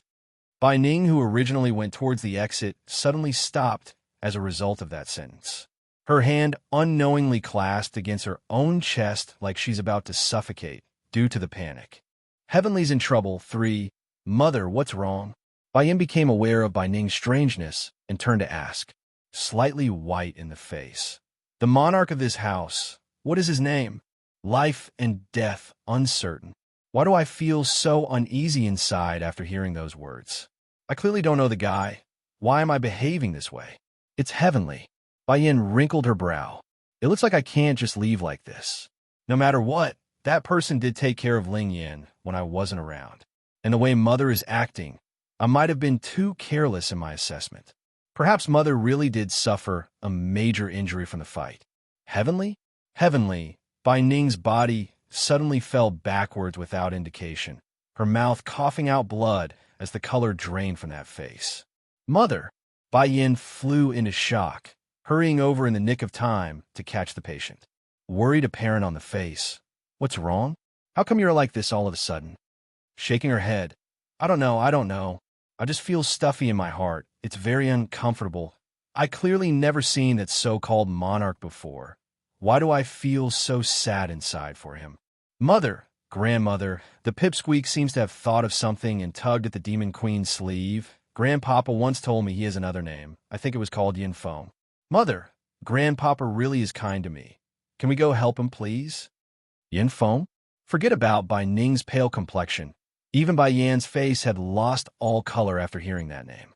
There's literally no blood left on their faces at this point, to the point where even their feet felt cold and numb. Yin Feng, life and death uncertain? Why him? Why is Heavenly him?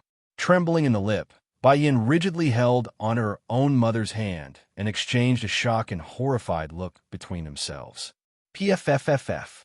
Bai Ning coughed out blood again as she closed her eyes in pain. "I see. No wonder I fell into such a panic. It all makes sense. We're husband and wife. The bond we share should have given me the hint from the very start. I'm so foolish for not sensing it earlier." Due to the shock of this horrible news, none of the elders or guards present were aware of the strange behavior of the ladies. However, that quickly changed when Bai Ning overtook the screaming Guya, who wanted to run over to the fifth elder for more details. "Where's that ancient ruin?" The mad wife clawed into the senior's robe and ripped him right off his feet. She a fury, a flaming catastrophe capable of ripping apart all that became an obstacle. Fifth elder flailed around for a bit after discovering what has happened from out of the blue, his voice croaky and unsure what to make of this. "Take me to him now." Gawking after that demand, The senior was lost for words at the intense stare from those eyes. It's blinding and making him want to shrink away. Take me to him now. If you stall any longer, then I'll kill you.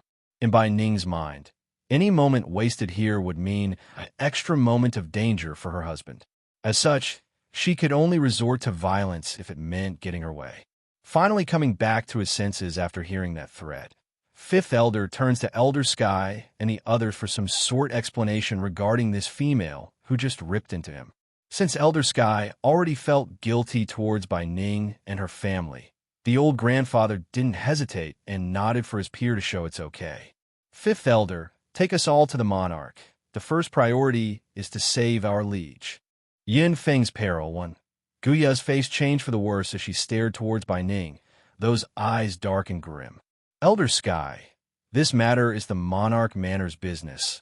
We shouldn't be letting outsiders interfere with this. Quiet.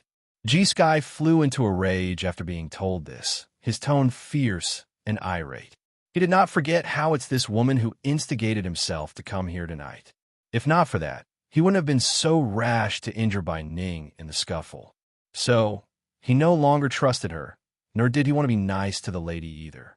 Guya froze at the loud roar, which caused her to freeze up for a second. Then upon further assessment, she suddenly found herself to be the outcast in this matter as the impatient glares came flying over from Elder Sky and Elder Butterfly. Fifth Elder, who just came back, didn't understand the situation, so he didn't catch onto the tense mood. Clenching his teeth, Miss Guya, it's best you not get involved. Saving his monarchness is more important right now. Elder Sky, we need to leave now. G-Sky nodded in agreement. He also didn't want to delay the matter. However, right as he's about to leave with his peer, he suddenly noticed Bai Ning's intense gaze coming their way. Tell me the exact location of the ancient ruins. Fifth Elder was taken aback at first since that question was obviously directed at himself instead of his counterparts. But thinking of the attitude G-Sky and Butterfly showed towards this person, he subsided and replied earnestly, to the east. After 1,000 kilometers, head north another 500 kilometers and you will find the ruins. Lady you. But before his sentence could be finished, Bai Ning's body had already turned into a torrent of wind and flew off into the horizon. Bai Yin also made haste by picking up the pipsqueak, but not before leaving instructions for Song, who also stood around. You stay here and wait for us. I will come back later. Heavenly is actually father. Slowly closing her eyes then, Bai Yin suddenly recalled back to the time where she read through the ancient diary left behind by that lady in red. Perhaps it's fate? That person kept talking about heavenly in her diary, and now that very heavenly is my own father in this life. Due to her own worry as well, Bai Yin didn't spend much time dwelling on unimportant connections and quickly chased after her own mother's trail. But make no mistake, there's too much coincidence to consider this to be pure chance. The Demon Queen's bound to investigate the connection. It's just not now. Elder Sky didn't delay either in this case.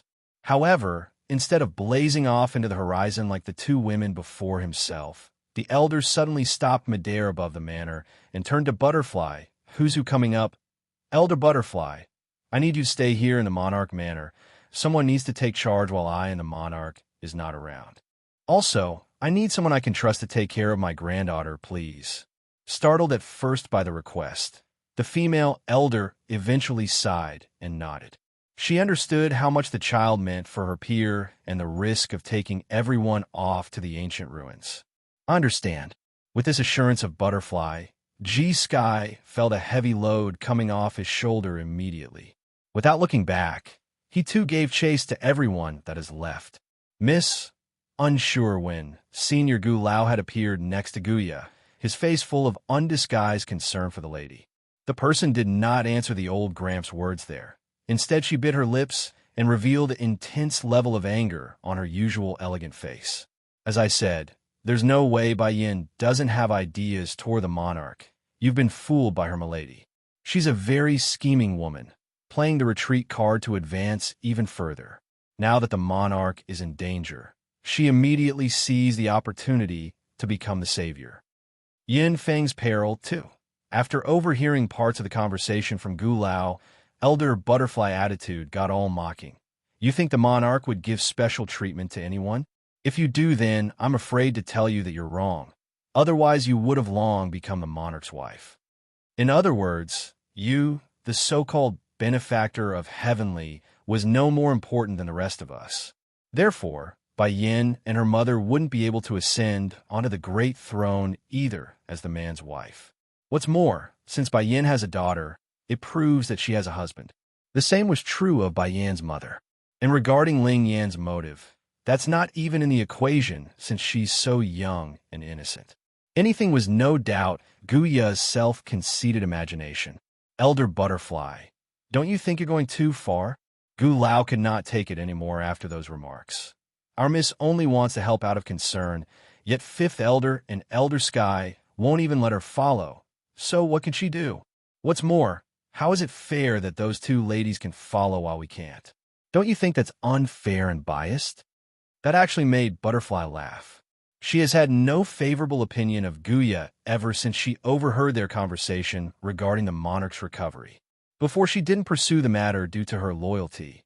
After all, the most important thing was Heavenly's return. It doesn't matter who actually carried out the mission, but now, things are different. After hearing Gu Lao's thoughts, this female elder only found it ridiculous and laughable. Gu Lao, I guess you arrived too late to know the whole situation regarding Song's recovery. The old senior made a surprised face there. He obviously didn't hear the whole story. This was especially true regarding that sickly child. And Butterfly narrowed in her eyes.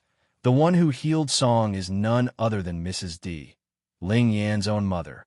Taking a few steps forward, she puts on an overbearing attitude. So, by virtue of her skills alone, do you think she's qualified to follow Elder Sky and Fifth Elder or not? Or do you believe Guya is better than her? It's then Song also decides to chime in with a huffing grunt. Mrs. D is the most incredible. How can Guya compare? In particular, she actually framed Mrs. D in front of grandfather. So hateful. Guya's face got a little whiter without blood showing. She's trembling on the lips, which indicated she's without rebut. However, right as Gu Lao's about to speak in her defense again, the lady couldn't keep quiet. It's okay, Gu Lao. You don't need to speak on my behalf. It's no use here. They're all set on thinking I'm only acting with ulterior motive. Miss, Gu Lao looked at her with pain. The miss only loves Heavenly to death. Anything she does, it's for him and him alone. So, what's wrong with that? Enough. There's nothing more to say. We're going back. Guya bites her lip when facing Butterfly. I have nothing to ask of the monarch. I only hope you can inform me once Heavenly's back. As long as I can see him back safely, then I am satisfied. Despite the sneer on Butterfly's face, the female elder nevertheless nodded in agreement. You can go back now. I know you have your own eyes here, so why ask me to inform you? Leave.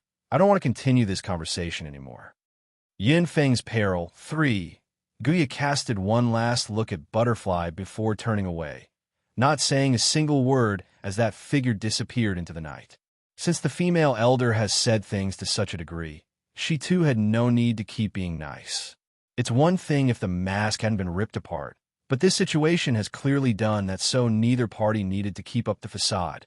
Song, seeing they're alone now, Butterfly slowly comes before the child and squats down, speaking in a soft, gentle voice that unexpectedly relaxed the air.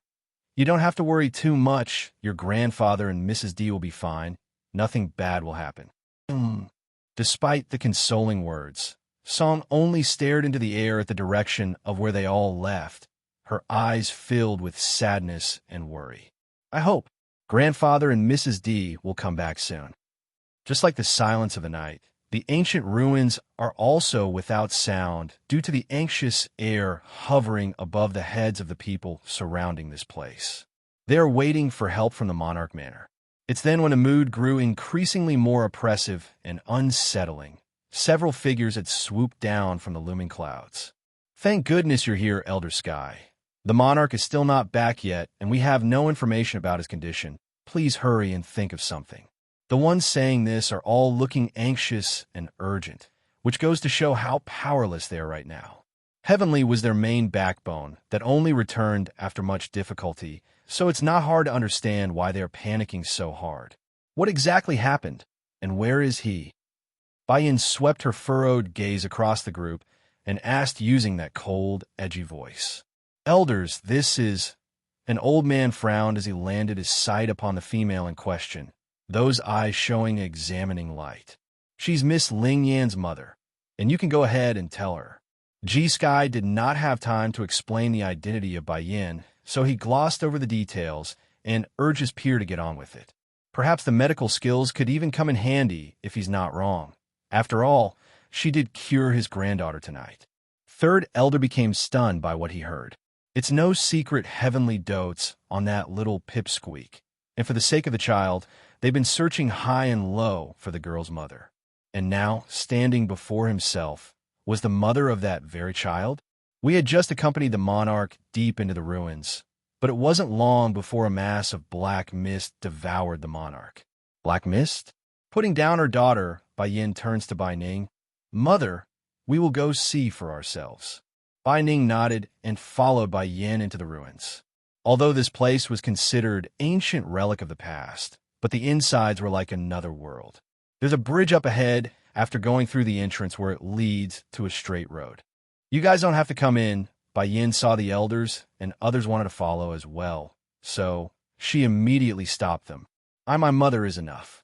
To be clear, that's not out of concern for Elder Sky and the rest. Rather, it's for her precious daughter's sake. The more protection there was for the pipsqueak, the more relieved she would be while investigating this ruin. Besides, what good are they anyways? If they are capable, then why would they themselves need to come, right? Yin Feng's peril for mother. Ling Yan's face were filled with tears, those big red eyes staring up in a pleading manner. Are you going to leave Ling Yan behind? I also want to find Grandpapa. The sound of the little milky, soft bun melted away the demon queen's hard expression at the moment. Crouching down, the mother reaches out to rub the little head. Be good, Ling Yan. Mother is only going inside to search for your grandpapa. We'll be back really fast, so don't worry. Can you stay here and wait for Mother? Mother lie. It's clearly very dangerous. The pipsqueak protests in a pitiful tone. Ling Yan isn't as skillful as Big Brother. But as long as I can be together with Mother, then I am afraid of nothing. I'm not afraid of danger. Bai Yan's heart felt so sour and pained when hearing that proclamation. Brainstorming a better excuse, the Demon Queen knew there's nothing she could say after seeing that stubborn little face. Stealing her inside to not make this more painful. Ling Yan, if Mother and your grandmother go inside, then we have 50% chance to bring your grandpapa back out safely. If we bring you along, then that chance would go down drastically, because we will need to keep an eye out for you. Do you understand? So, stay here with them. Your grandpapa's people will protect you while we're away. No matter what the elders did before, these people were sincere towards Ling Yan. Coupling this with the fact that their father's own men, Bai Yin had no reason to believe they are going to harm Ling Yan while they are not looking. Still staring upwards with those big blue eyes, Ling Yan finally relented and gradually lowered her clinging hands from the woman's sleeve. Nevertheless, the face she made told everyone how much she hated being left behind. Okay, I will wait here for you, Mother. As long as Mother doesn't come back, then I won't go anywhere. Even if this kind of waiting equated to a lifetime, she won't budge. Bai Yin knows her words must hurt a lot, but sometimes the best course of action was to be cruel so it doesn't hurt more later. The Demon Queen knows her daughter was cleverer than the average baby. She would eventually understand, even if the worst comes to pass. However, it doesn't change the fact that the child's sensibility distressed the Demon Queen to no ends. She's a real bad mother for making their child go through so much. I'm leaving my daughter here with you guys, she said with power in that voice. If the duration is too long, help me take care of Ling Yan until her father's comes. At this moment, everyone's heart was shocked by her words. They wanted to help Heavenly before when he fell into danger, but that black mist overwhelmed them and forcibly pushed them away. And now this woman was willing to risk her life for their monarch. And that statement, it's almost like a will. Why are they going this far when they're unrelated? I'll go in with you. G-Sky frowned and stepped forward. No need. Tossing this down, Bai Yin did not want to say more than that and left with Bai Ning. Mother, let's go. No matter the dispute, G-Sky's strength was undoubtedly the strongest while they were at the manor. So, for the sake of keeping Ling Yin safe, Bai Yin doesn't want this old man to tag along either. Otherwise, she wouldn't be comfortable going inside this ruin and leaving Ling Yin alone. Bang! As soon as the two ladies were inside, the gate acting as the entrance to this ancient ruin abruptly slammed shut. Elder Sky, this woman. Who exactly is she? Fifth Elder asks with open strain plastered across his face. I do not understand them. They know very well that they might die inside or go missing like the monarch. Why are they going this far for us? Yin Feng's peril. 5. G-Sky hung his head in thought for a long while before looking back up towards the closed gate. She closed the door to the ruin to stop us from dying? She closed the door for our sake? Can't be. She already expects to encounter danger. That's why she said that stuff about looking after Miss Ling Yin until the father comes around? Is that why? Elder Sky, you still haven't told me what happened between you and Mr. D yet. Fifth Elder was starting to get impatient and got all rowdy, making a bittersweet face. Before you came back to get us, I injured Mrs. D's mother. What? Fifth Elder's face changed drastically, his voice racy and panting with anxiety. You hurt her mother? Yes. G-Sky closed his old eyes, that eyelash fluttering due to the guilt he felt inside. It's because of Guya. She came running over earlier tonight and claimed Mrs. D wants to become the monarch's wife. In order to achieve that, she was going to use me by gambling with Song's health. You know me. If Song really did become healthy again, then I would have been so grateful that she could have asked me for anything. But, thinking of what had happened, G-Sky sighed and appeared all the much older with that deflated shoulder. Guya then told me Mrs. D doesn't have that sort of skill. Whatever she planned to do would end up killing my granddaughter. The mountains around the ruins were a tranquil calm, with none willing to speak as they listened in to the whole story. As for the ending, they didn't need to guess, because if Bai Yin were here then, that meant the treatment was a success. Everyone knew how crazy Elder Sky could get if it's related to Song. If that girl really did die, he wouldn't be standing here and instead murdered the perpetrator for killing his only family member left. And then what? Fifth Elder got all edgy due to his peer for not continuing the story. You didn't ask for the details and injured the lady's mother, right? G-Sky returned with a bitter smile and nodded. You know me, whenever I hear something bad about Song, I would lose it. I had intended to go find Mrs. D and get an explanation, but was blocked by Miss Ling Yin partway there. Afterwards, that's when Mrs. D's mother showed up as well from out of the blue. I was in a panic and didn't think things through, so I ended up hurting the other lady you saw going inside the ancient ruins. I really didn't mean to cause such a huge mistake. When the last words came out, a brief moment of silence fell upon this mountain once again, their eyes all looking towards the direction of the closed gate. There's worship in their eyes, and some were mixed with pure gratitude, with shining light flickering from within. In their view, such a fine character of a woman deserves much respect. Not only did Bai Yin save Song, which proves her medicinal skills are beyond even that of Elder Sky, she also shut the gate in order to keep them safe here on the outside. How could they not be grateful when she's doing so much? However nice those opinions were, these idiots are in fact overthinking the matter. Truth was Bai Yin merely didn't want them to follow along and be deadweights. There's also the fact that she wanted a proper guardian for Ling Yin in case anyone attacks. Guya, for one, was a danger that she couldn't ignore. And then there's the other domains. Who knows if they would send people over to assassinate her daughter while she's not looking? Yin Feng's peril. 6. Inside the ruins. Bai Yan's gaze flickered with light as she stared at the crossing bridge. Mother, wait here for me. I'll go test that it rained first. As soon as she said that, the Demon Queen's figure had already sped towards the other end of the bridge, where the deep, dark running water of the river flowed loudly beneath their feet. Due to her fast speed, Bai Ning couldn't catch on until the lady had already stood in the middle section. Like the information foretold, countless black mists began to materialize into existence as soon as this was done until it devoured her entire figure. There's something in there, countless dark hands trying to pull her into something beyond this world. Yin Yin. Bai Ning flew into shock. Wanting to save her daughter, This horrified mother didn't think twice and reached out with her hand to grab at dark mist. Unfortunately, instead of being devoured or grabbing hold of anything, her hands instead directly passed through the mass and out through the other side. Before long, the mist dissipated, leaving nothing but an empty bridge and a mother desperately crying out for a reply. Yin Yan, how did this happen? Yin Feng's situation is uncertain, and now my daughter's disappeared too? But why am I still standing here, safe and sound?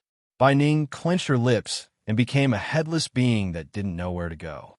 She's circling around the bridge for any clue, anything that she could grasp upon for help. Surrounded by a white vastness after being dragged away, Bai Yin blindly strolled forward without aim at this strange world. It's then when her mind was about to fade away, a beam of light shot into her eyes, causing the woman to shield her sight with a hand to not be blinded. In light of the difficult view, the demon queen became like a moth, being drawn towards that brightness. Eventually, she could no longer see anything aside from the light. Then abruptly, a hand grabbed her by the shoulder and dragged her out from the whiteness. Yin Yin, wake up. The voice sounded very familiar, and for that her heart trembled. Without hesitation, Bai Yin shot open her eyes and took in that handsome face. There's obvious worry in the man's expression. Yin Yin, you're finally awake. Bai Yin rubbed the temple as her head throbbed with pain. Warm in his voice, Heavenly loses his urgency and smiled. You were passed out just now. Yin Yin, how come you are here? And how did you find me? The woman fell into a daze as she tried to organize her head. So I passed out earlier. That white vastness should be my own subconsciousness then, and the light is probably Father's voice, otherwise I wouldn't have woken up so soon. Father! Bai Yin shot her hands up and tightly hooked it around Heavenly's neck, her face leaning in against the man's chest. You're all right. Thank goodness. Along the way, she has been worried sick about when Yun Feng's well-being, whether he fell into danger or worse died. That would no doubt hurt everyone to no ends. Yinner, why are you here? Yun Feng's peril, 7. That's a long story, Father. I came to this domain by accident. Prior to then, I didn't know Heavenly was you at all. Bai Yin loosened her arms around the man and stared upwards at that handsome, yet mature face. What exactly happened after you left the Misty Fairy house? How come you never came back or searched for us? Heavenly made a surprised face, but quickly lowered his head in thought. I left home in an attempt to find your mother.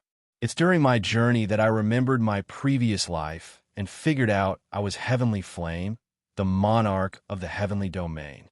Clenching her fist after that detail, Bai Yin gets all tense in the face. Then why didn't you come back to find us? Mother misses you so much. She's always thinking about you. Going stiff in the body, the man's eyes fell into a trance, recalling back to that enchanting female whom he dreamed about for years. Yes, Ninger and I haven't seen each for so long. Now even our child is grown up and with child. Perhaps it's his mind remembering back to the happy times of his life. Heavenly's lip curved into an arcing smile. Yin Yin, it's not that Father doesn't want to go see you and your mother, but I've made way too many enemies in the past life. In order to stop the endless war between all the domains, I had to forcibly seal away the path linking all the worlds. They all hate me for that.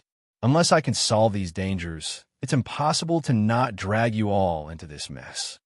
Reaching out, Bai Yin gently grasped onto her father's hand as she spoke. Father, you are so foolish sometimes. We are family. What difficulties can't we overcome? Do you not see me?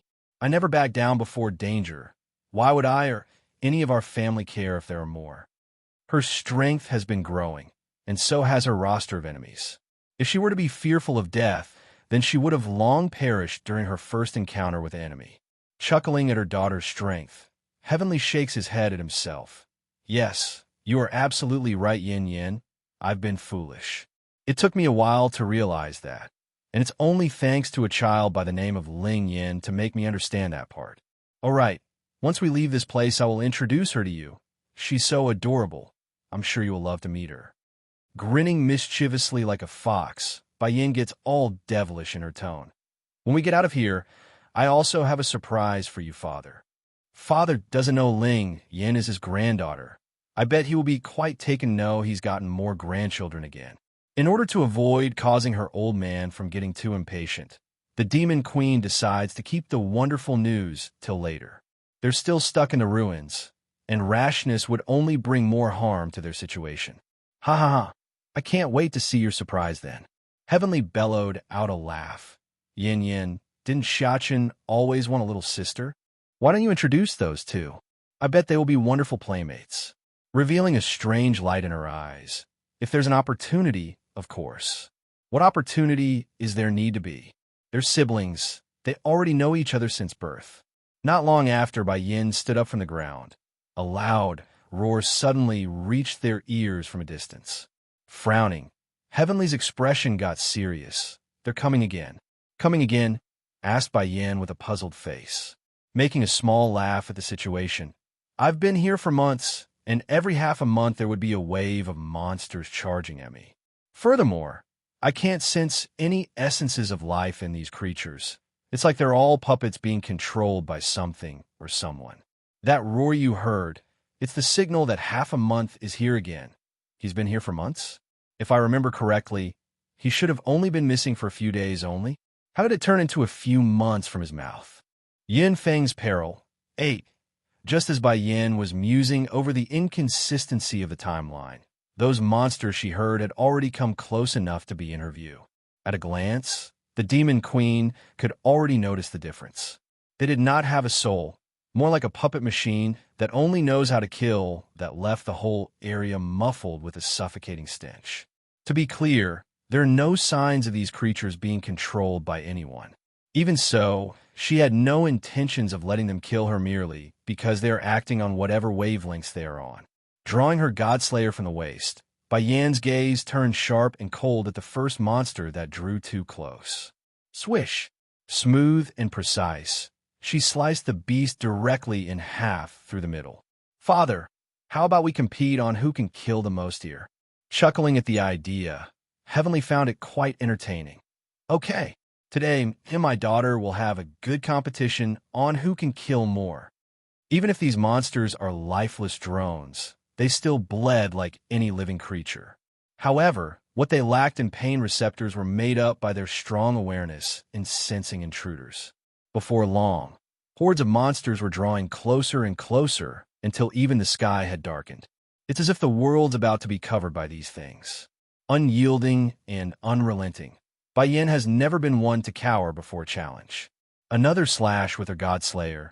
More were gutted with blood sprayed across the air. This woman's a genuine siege, destroying everything in her wake. Whatever advantage numbers had paled in comparison to her might. This was what Heavenly saw in his daughter as he took a glance after finishing his own target. Charming, mighty, powerful, a dazzling blur of red in this battlefield. How could this man not be happy to have such an incredible daughter? This was his child, his flesh and blood. In merely a few years of being apart, she's grown far beyond his wildest imagination. A proud father he was, and rightfully so. In a measly short hour, the hordes were decimated under the pair's might. Their innards littering the ground, red staining the dirt, and the stench of irony blood liquid filling the air that made the smell putrid to the nose. Despite this, the carnage could not compare to the bloodiness of Bai Yan's red dress. It's crimson, glowing even that oozes the stench of death and glory. I killed 55 monsters, father. Stabbing his own blade on the ground after wiping some of the blood off his forehead, Heavenly smiled. I killed 55 as well. Cocking her brow in surprise at the number. Then that means it's a draw? Father, so these monsters will keep coming after half a month later? You certain about this? Bai Yin frowned as she scoped out the mountain of corpses here. She remembers this place being quite clean when she awoke. So what happened to those previous hordes of monsters? That's right, they will keep showing up at the half-month mark. Their strength will also grow with every wave. As for the corpses, you can just ignore them. They will disappear on their own along with the blood on our clothes after a while. The way Heavenly said that showed he's become accustomed to this pattern. Another proof that he's been fighting and not lying. How come you never thought about leaving this place? Bai Yan's already wrinkled forehead tightened further. It's within reason for her to be perplexed. If the timeline here moved faster than the outside, then he should have tried to leave a while back. Why stay and continue this fruitless fight? Then there's the detail about the monsters growing stronger with every wave. It will be a matter of time before those things grow so powerful that they would fail to fend off. It's a dead end if this continues. How can I not want to leave? Heavenly makes a bittersweet smile and shook his head. But look around, Yin Yin. Do you see an exit?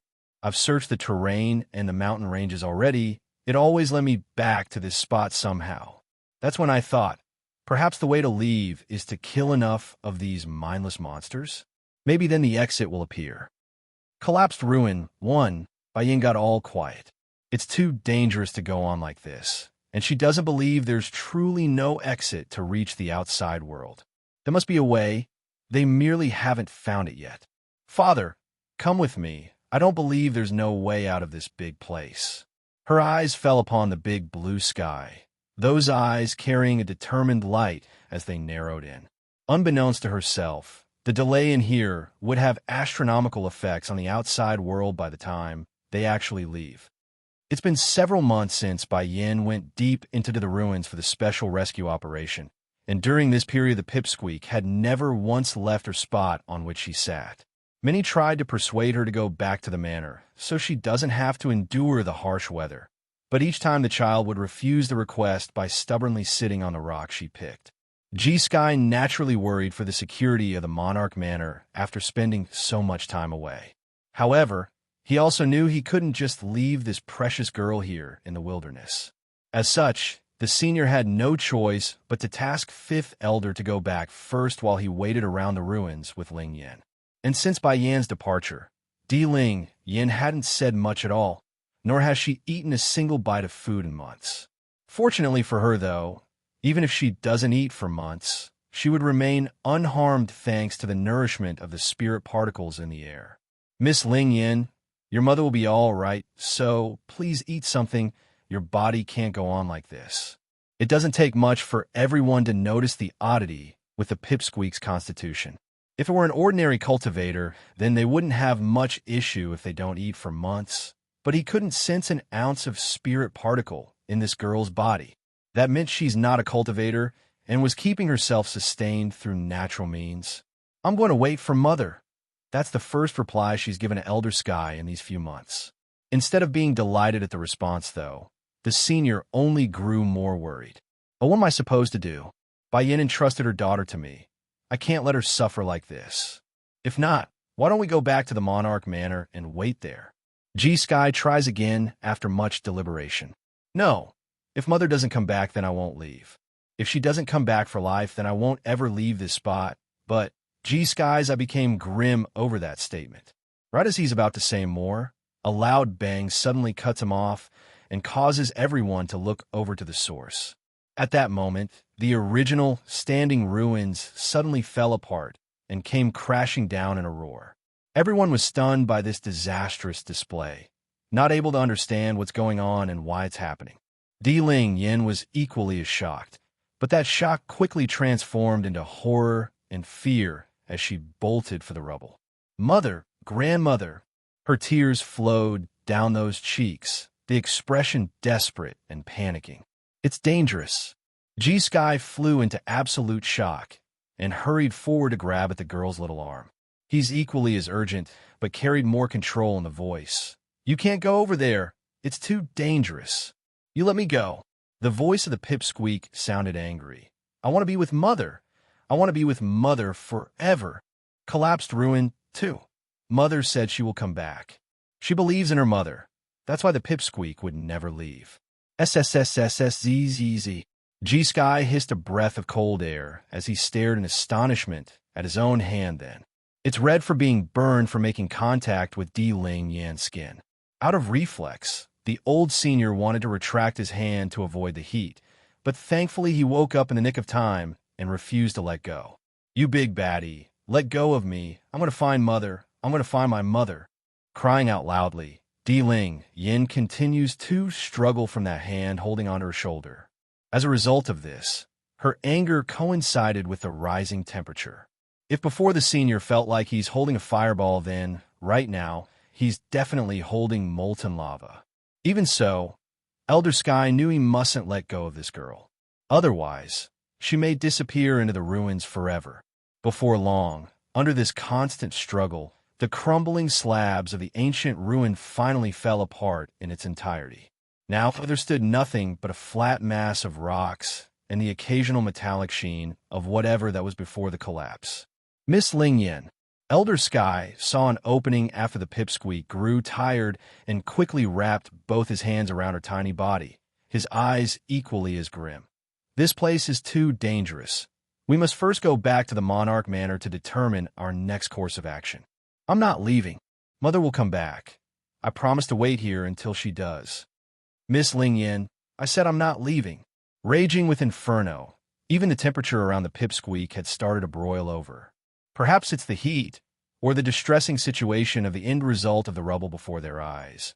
But the old senior's grip around the struggling girl's shoulder gradually loosened since the main danger is past. Ling Yin may be small, but she's always been a stubborn one like her mother. Sluggish and swaying as she hobbled forward, the extreme sadness muffled any cry she would have had right now. This was despite the fact that she kept falling and scraping her knee. Any other time, she would have cried at the sting. Mother, don't you want me anymore? She squirmed forward, appearing all powerless and lost. Ling Yin will be very good. I won't make Mother angry, so can you come back, okay? Answering her plea was nothing but the rustling wind of the leaves and the leveled rocks. This kid, it's painful to see her this sensible. G-Sky didn't try to console her anymore and merely stood in silence on the back. He knows words would only make the pain hurt all the more right now. Pulling herself up from the ground, the pipsqueak suddenly forces a smile from that dull-looking face. Ling Yin believes in Mother. She has never lied to me. Mother will definitely come back. If from the beginning Elder Sky only believed the monarch only favored this child due to her adorable appearance, then right now he's of the opinion it's due to her personality. That level of trust and sensibility was a rare attribute, no matter one's age. Path to escape. 1. Miss Ling Yin, are you hurt anywhere? Do you need me to take a look for you? Elder Sky sighed and asked. Ling Yin shook her head, the childish voice landing with force. Mother suffered so much in her life. How can I be weak when I'm Mother's daughter? Her sight never once left the flattened ruins when saying this. She's proud like Bai Yin. That's why she won't allow herself to be treated as a weakling even in spirit. Then G-Sky wanted to ask if she's willing to go back with him then, but his words never made it out of those lips before the child formed a smirk. I'm going to wait for Mother, and if she doesn't come out, then I won't go. She believes that her mother would always come back. If she came out and didn't see her right away, Ling Yin was certain Bai Yin would be very worried. Seeing this, G-Sky no longer said more about the topic. Sitting down right next to the child, his voice was loving and doting. In that case, I will stay here with you. We will both wait for them to come out. On a vast stretch of grassland, Bai Yin weakly leans in with her back against a tree to rest, her red dress sticky and filthy from the bloody sweat incurred by the battle. What just happened? She asked her father that's standing to one side. Just now after they dealt with a new wave of monsters, she felt a sudden sinking feeling from nowhere. At first the demon queen got very worried, but that sensation only lasted for a brief second before disappearing. I don't know, Heavenly responds, his face equally as grim despite the mighty and heroic contour. Narrowing in her eyes, Bai Yin wiped some of the sweat from the forehead and got up to cautiously scan the world around themselves. They've been here for quite some time already. Despite knowing the time was warped compared to the outside world, it doesn't change the fact that she's starting to get very worried. What's more, they've still yet to figure out an exit for this place. And then there's her mother Bai Ning and her daughter Ling Yin waiting on the outside. Father, we've been here for some time now. If this continues, then Mother will definitely begin to worry for us. I believe some drastic measures must be taken if we are to ever leave this place. Heavenly made quite the bitter smile, fully understanding what his daughter was implying. You've seen it for yourself. There are no exits in sight. The area will also change and manipulate our sense of direction if we move. What's your plan, though? I felt a sinking sensation earlier during the end of the wave. Bai Yan's sight converged upon the supposed sky above their heads. What's your thought about me breaking apart this sky? They couldn't stay here any longer. These monsters are growing increasingly more powerful to the point where they, too, are feeling the strain. Perhaps the next wave will be too much for them to resist anymore. Breaking the sky? Heavenly appears startled by the idea.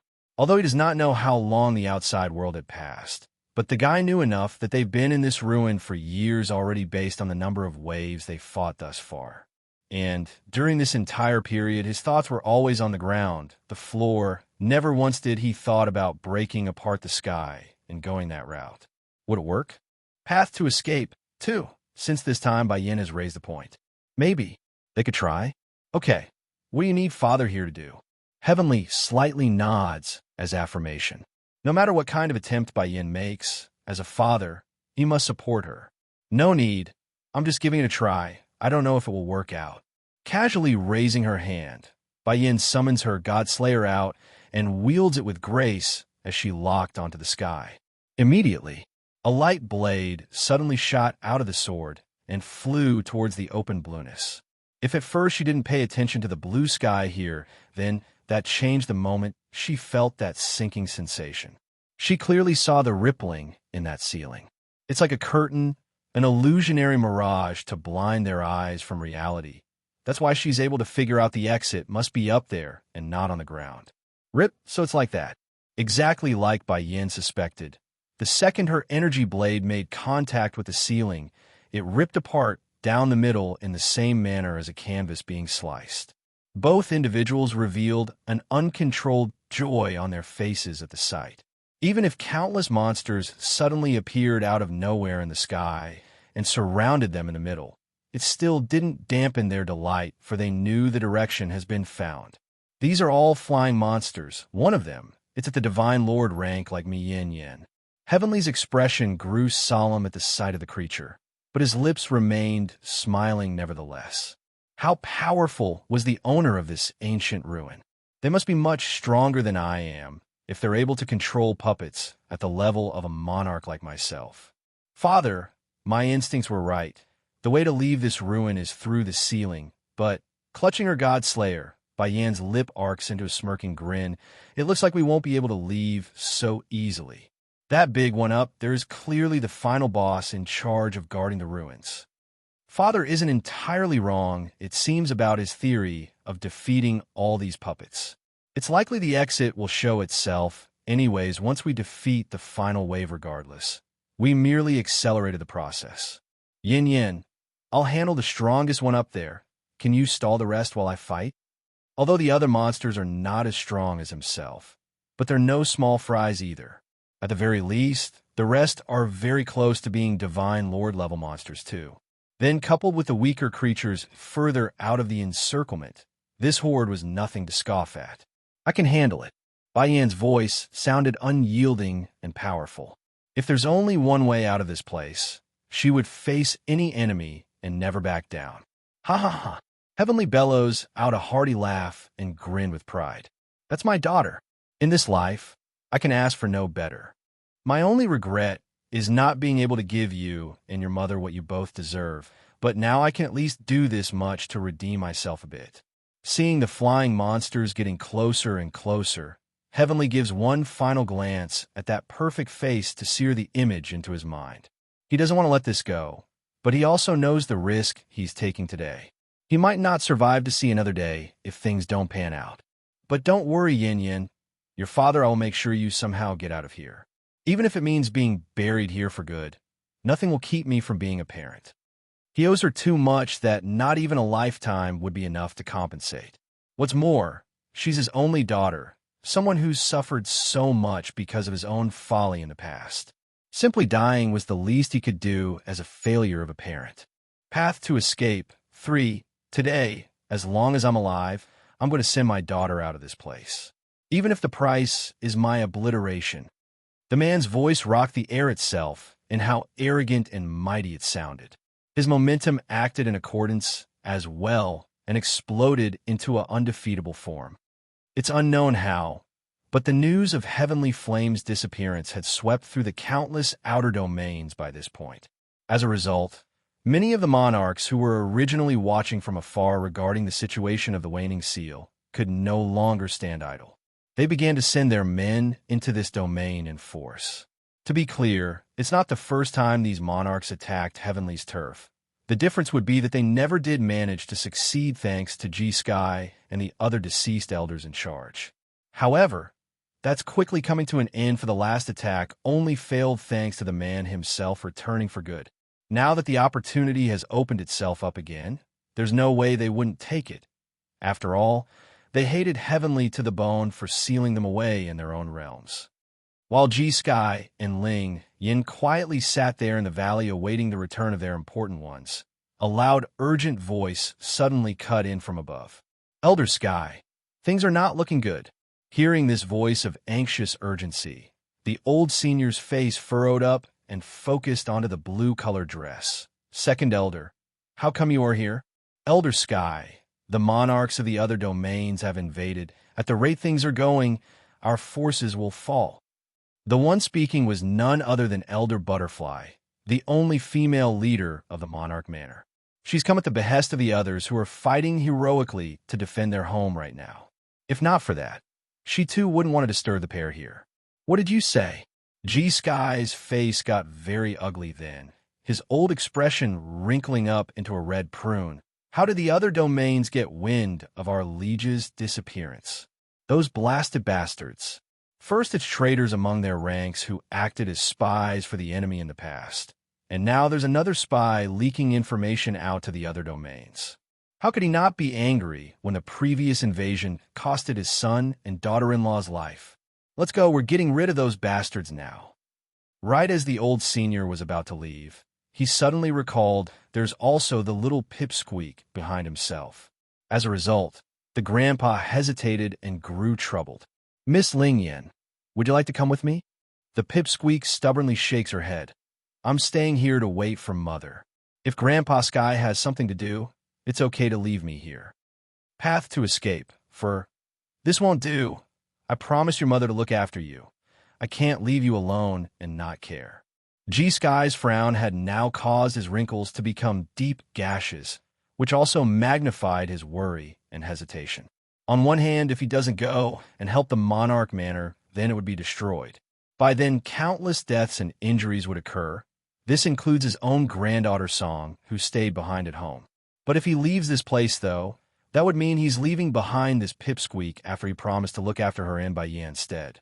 No matter what he chooses, the result would hurt one or the other side.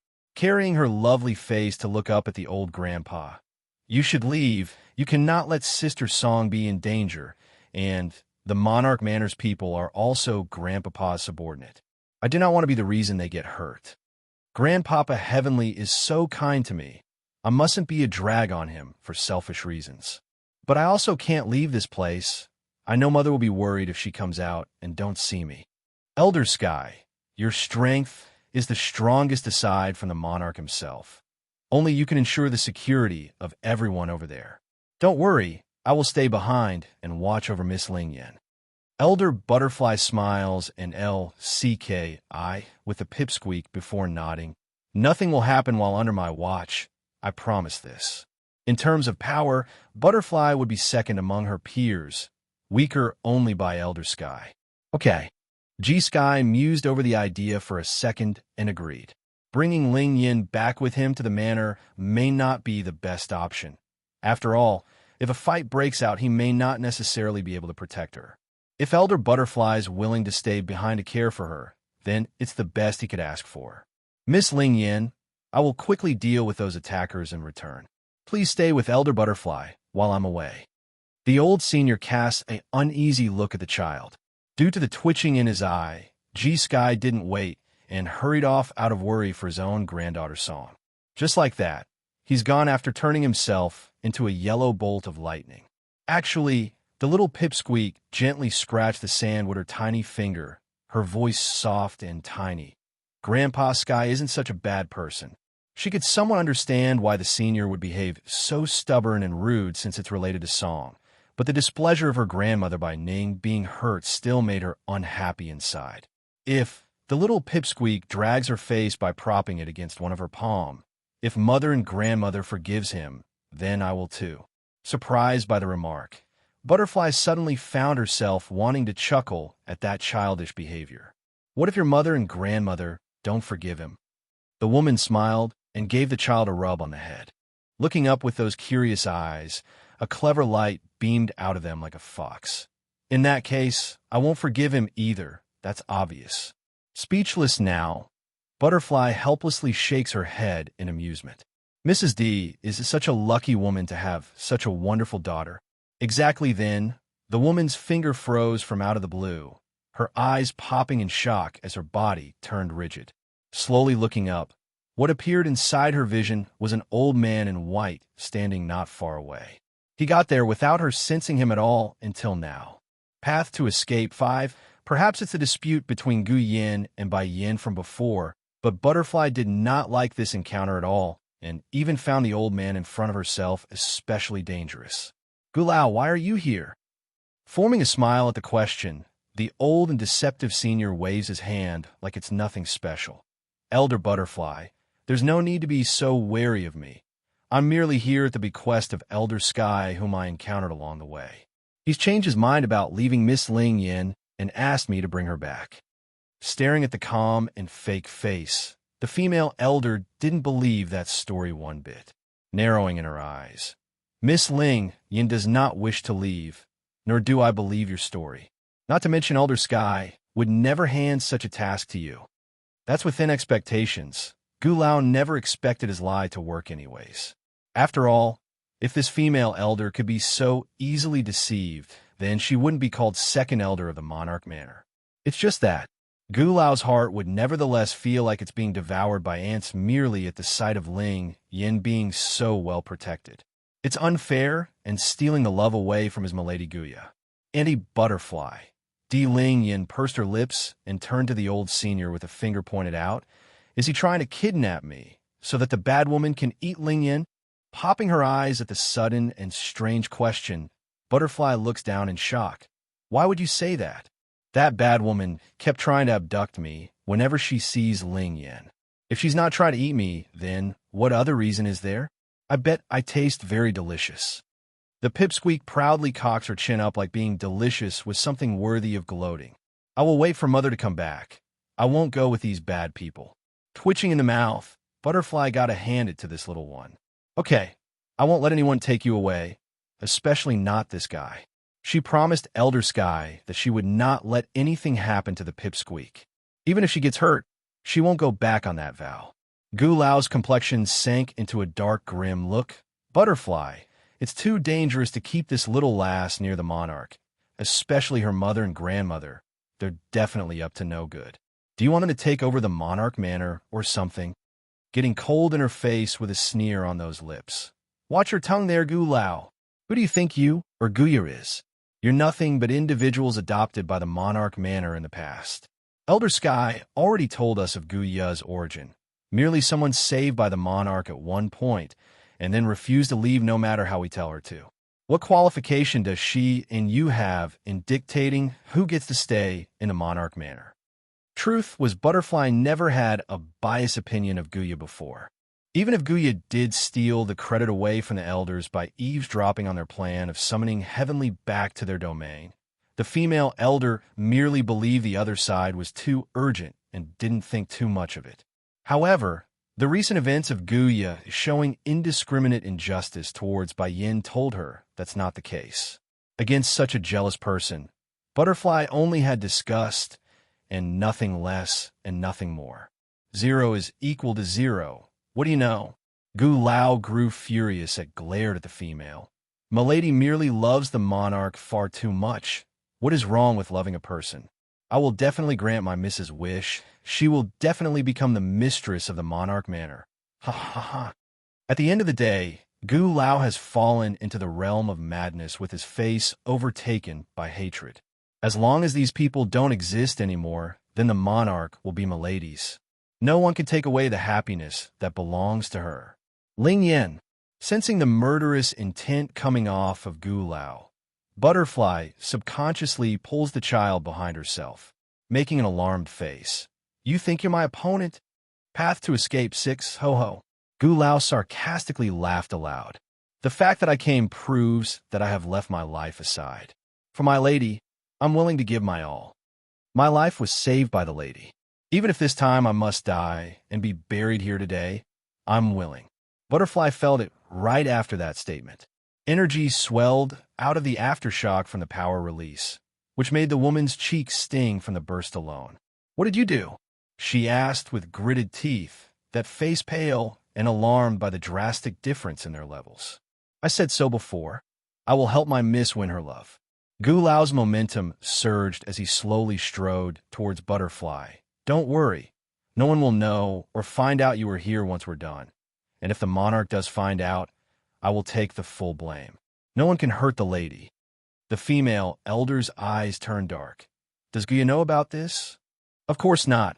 How could an excellent and kind person like her allow me to do something this harmful? Gu Lao sneered. I came without telling her anything. This is my own decision. That made the female elder laugh hysterically. Contemptuous in the eye. Kind? Excellent? If she really is so excellent, then she should be able to let go when it's time and not entangle herself with the monarch. If she is so kind, then why did she malign Mrs. D before? She also tried to use Elder Sky's hand to remove her rival. What's kind about that? This is the first time I've seen such an excellent and kind woman all right. Unbeknownst to the two confronting opponents, the child whom one wants to protect and the other wants to kill had started to behave strangely.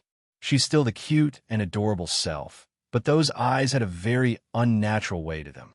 It's as if there's something in there, something which shouldn't belong. Ling Yin, after dropping that remark, Butterfly bows down to whisper into the child's ear. I will keep this old thing busy. You run first and find a place to hide. Elder Sky will come really soon. Ling Yin did not respond to that, only staring at the old senior with a burning flame slowly growing bigger in those eyes.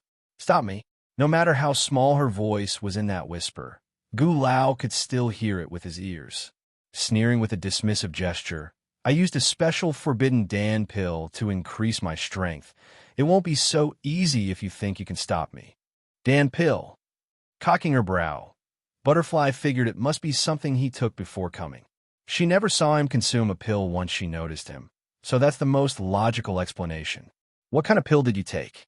She asked after musing over the news, guffawing a laugh. That you don't need to know, it's something I got many years ago.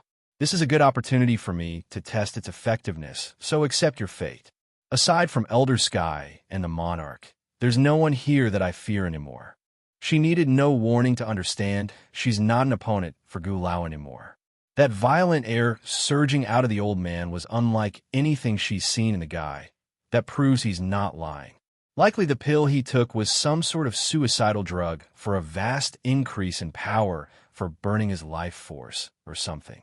It's not the first time this female elder seen something like that. Swish. It's exactly then Gu Lao finally attacked with whistling power charging at the pair of females. Path to escape, 7. Butterfly rushed to push Ling Yin aside so she doesn't get caught in the crossfire. Boom! Gu Lao's fist made a direct hit onto the female's chest using this opening, causing her to stumble several big steps backward. There's blood hanging out from the corner of her lips due to the injury. To think his strength would become this powerful after using some forbidden drug. No matter, I only need to drag this out until the effects expire. Such drugs always had a huge drawback. By then I will counter and beat him. Any Butterfly, watch out. The pipsqueak cries out after seeing the foe attempts to follow up with a second attack.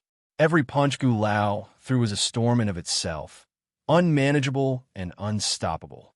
Butterfly's already found it difficult to cope with the barrage of hits. It only got worse when she noticed Ling Yin trying to run over again. Using a panicking voice, "Go now, Ling Yin, run." Due to the little tumble from earlier, Ling Yin appearance was like a helpless baby that needs to be cuddled and protected in the way she moved. It's reasonable to say she's able to melt hearts with that weak image. I really don't get why this bastard would hold such extreme hate towards her. Does this bastard not have any shame? Gu Lao did not care one bit about the girl's appearance. He only wants to kill both of them right now. Pulling his sword right off the ground, he strikes down for the third time in a single moon slash at Butterfly to take her head. Unable to react in time, the female elder in her haste did the only reaction she could think of and reached up with both hands to catch that blade. She caught it, but only barely as the blade cut partly in her palm, thus allowing the blood to flow. There are trickles of red dripping down onto the female's head and onto her eyes. Snarling with cynical sarcasm, "Gu Lao, are you really going to do this?" Now, the tip of that sword was only inches away from her temple, a short thrust away from slicing right through that skull. Surprisingly, the question caused the old senior to hesitate for a second. There's no lie in him hating Ling Yin, but he's worked with Butterfly for many years. Does he really want to kill her? The answer would of course be a no. But then suddenly, the splitting image of Guya desperately pleading for help and crying with sadness ripped at his old heart once again. Whatever hesitation or softening of his heart swept away in that second, replaced only by the cold hardness of a murderer. If you two don't die, then how can Milady become the monarch's wife? Back then it was Elder Sky who gossiped to the monarch's ear and ruined it all. If not for that, she would have long become the mistress of the monarch manor. There never would have been the opportunity for her to be hurt by the likes of you or those rotten outsiders. Gritting her teeth with erupting anger after what she heard, Butterfly stopping trying to stop the sword with both her palms and instead directly grabbed hold of the blade with her fingers to stop it from moving 1 inch closer. His monarchness hates it when someone tries to control him. The fact that he didn't choose Guya proves that he didn't like her. Whose heavenly flame? A man that could seal the other domains away using his own strength alone. Why would he be swayed by some simple gossip? No one could dictate what that man does. Nonsense. Gu Lao's eyes flared with anger. It's the fault of you all. You're the all hindering their love. It's all your fault. Losing all sense of his sanity, the old bastard flexes his muscle even hard and attempts to cut off those hands directly to reach Butterfly's head. As hard as the female elder tried to repel the blade with her own flesh and bone there, she's no match for this drug-induced Gu Lao. His strength has exceeded her own using that pill. It would just be a matter of time before it's over at this rate. Batty, you let go of Annie Butterfly. It's unknown when, but the pipsqueak had ran over to the old scumbag's leg by then and opened her mouth to take one huge bite at that arm. Path to escape. 8. The little girl's teeth were very sharp, so it easily pierced through Gu Lao's skin and causes blood to flow down the child's mouth. Originally this bite did not have much strength to it, so he would normally make a frown at the annoyance. But for some reason, those teeth were searing hot. It's burning his skin, and that's what made the old guy flinch and loosen the grip. In his rage, Gu Lao ruthlessly tosses the child's side with a fling. Clang! The long sword is also fell to the ground after being let go, thus causing a metallic sound on contact. As bloodied as her hands were, Butterfly did not have the time to worry about her own injuries right now and quickly ran over to check up on Ling Yin, who fell head first to the ground. She's extremely worried for the pipsqueak's health. "Miss Ling Yin, how are you? Are you hurt anywhere?" Coming out of her daze, Ling Yin slowly shook her head and got up under the woman's help, glaring fiercely at the bastard. "Don't bully Annie Butterfly, and don't bully my mother and grandmother. If you do, I will bite you to death." Baring her teeth, she attempts to act all ferocious to only end up all the more cuter. Under such an appearance, no one would have imagined she's a little witch who had just bitten someone's arm. "Who exactly are you?" Gu Lao's sight finally shifted from Butterfly to Ling Yin. There's a scorched color on his arm, which was clearly not bitten, but burned out. In all the years he's lived, this was the first time he encountered such sharp teeth and a girl that can heat up like a pyre. "I'm my mother's daughter, don't you know?" Ling Yin pats away the dust from her dress, those eyes still very much irate. "I don't care why you are looking to make trouble for Mother and me, but you won't be allowed to hurt Mother or her people. If you do, I will set them on fire and burn them. When Big Brother is around, it's he who protects Mother. Since Big Brother isn't around, then it's up to me to guard her." "Humph! Nothing but an inexperienced baby. Gu Lao shouts this aloud with an ironic sneer. Even your mother may not necessarily be my opponent, let alone you, who can only heat up. As long as I keep my distance, then you can't do a thing. The old man raised his hand, and instantly the long sword which he held before flew right back into his palm from the ground. With a swing, he aims it directly at the pipsqueak for the kill. Ling Yin didn't move and simply gawk her eyes there. She only knows how to bite people and then set them on fire. No one ever told her what to do in this situation. If Big Brother is here, he will definitely know what to do. He will find a way. Suddenly, the pipsqueak's eyes shrank due to what occurred in front of herself. Standing in her way was Butterfly with her long blue dress.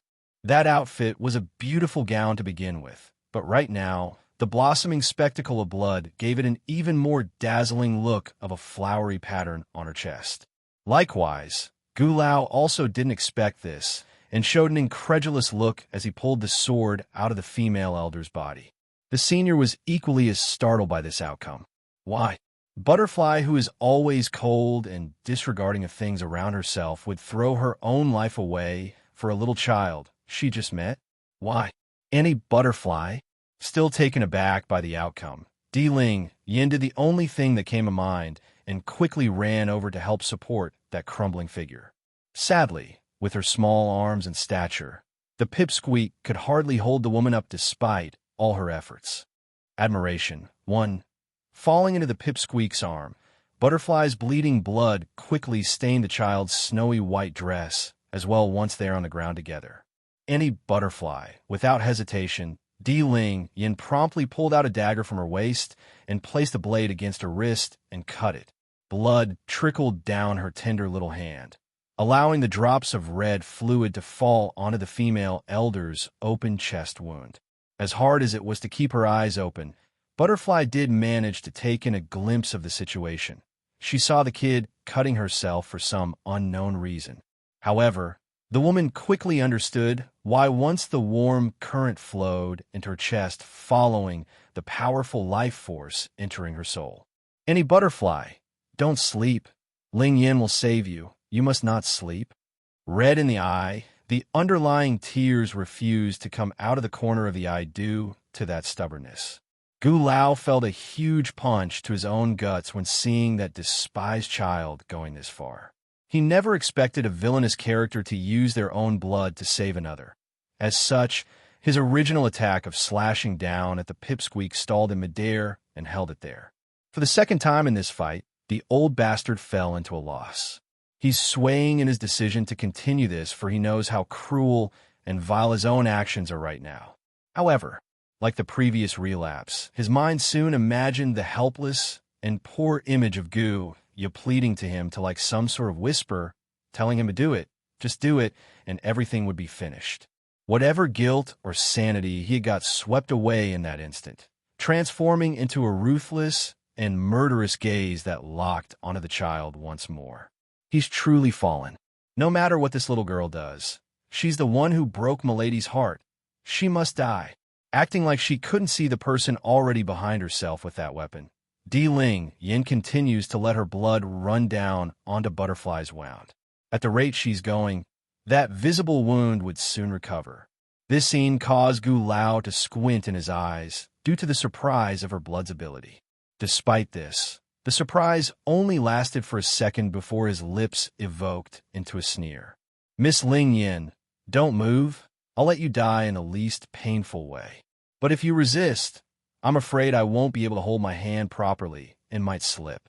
The pipsqueak did not respond. She's invested all her heart into saving the severely injured Butterfly. Whatever the old bastard wants to do was of no importance to herself. Seeing Ling Yin did not speak, Gu Lao figured any talks were over. Snorting coldly, he promptly stabs down with his long sword at the child's body. But his sword had not yet fallen when a burst of flame suddenly gushed forward from that tiny figure. The flame acted like a barrier, protecting the little girl's body from all outside attacks. Gu Lao became stunned, his eyes deep with shock. What is going on here? Suddenly, he recalled back to the moment where the girl bit his arm.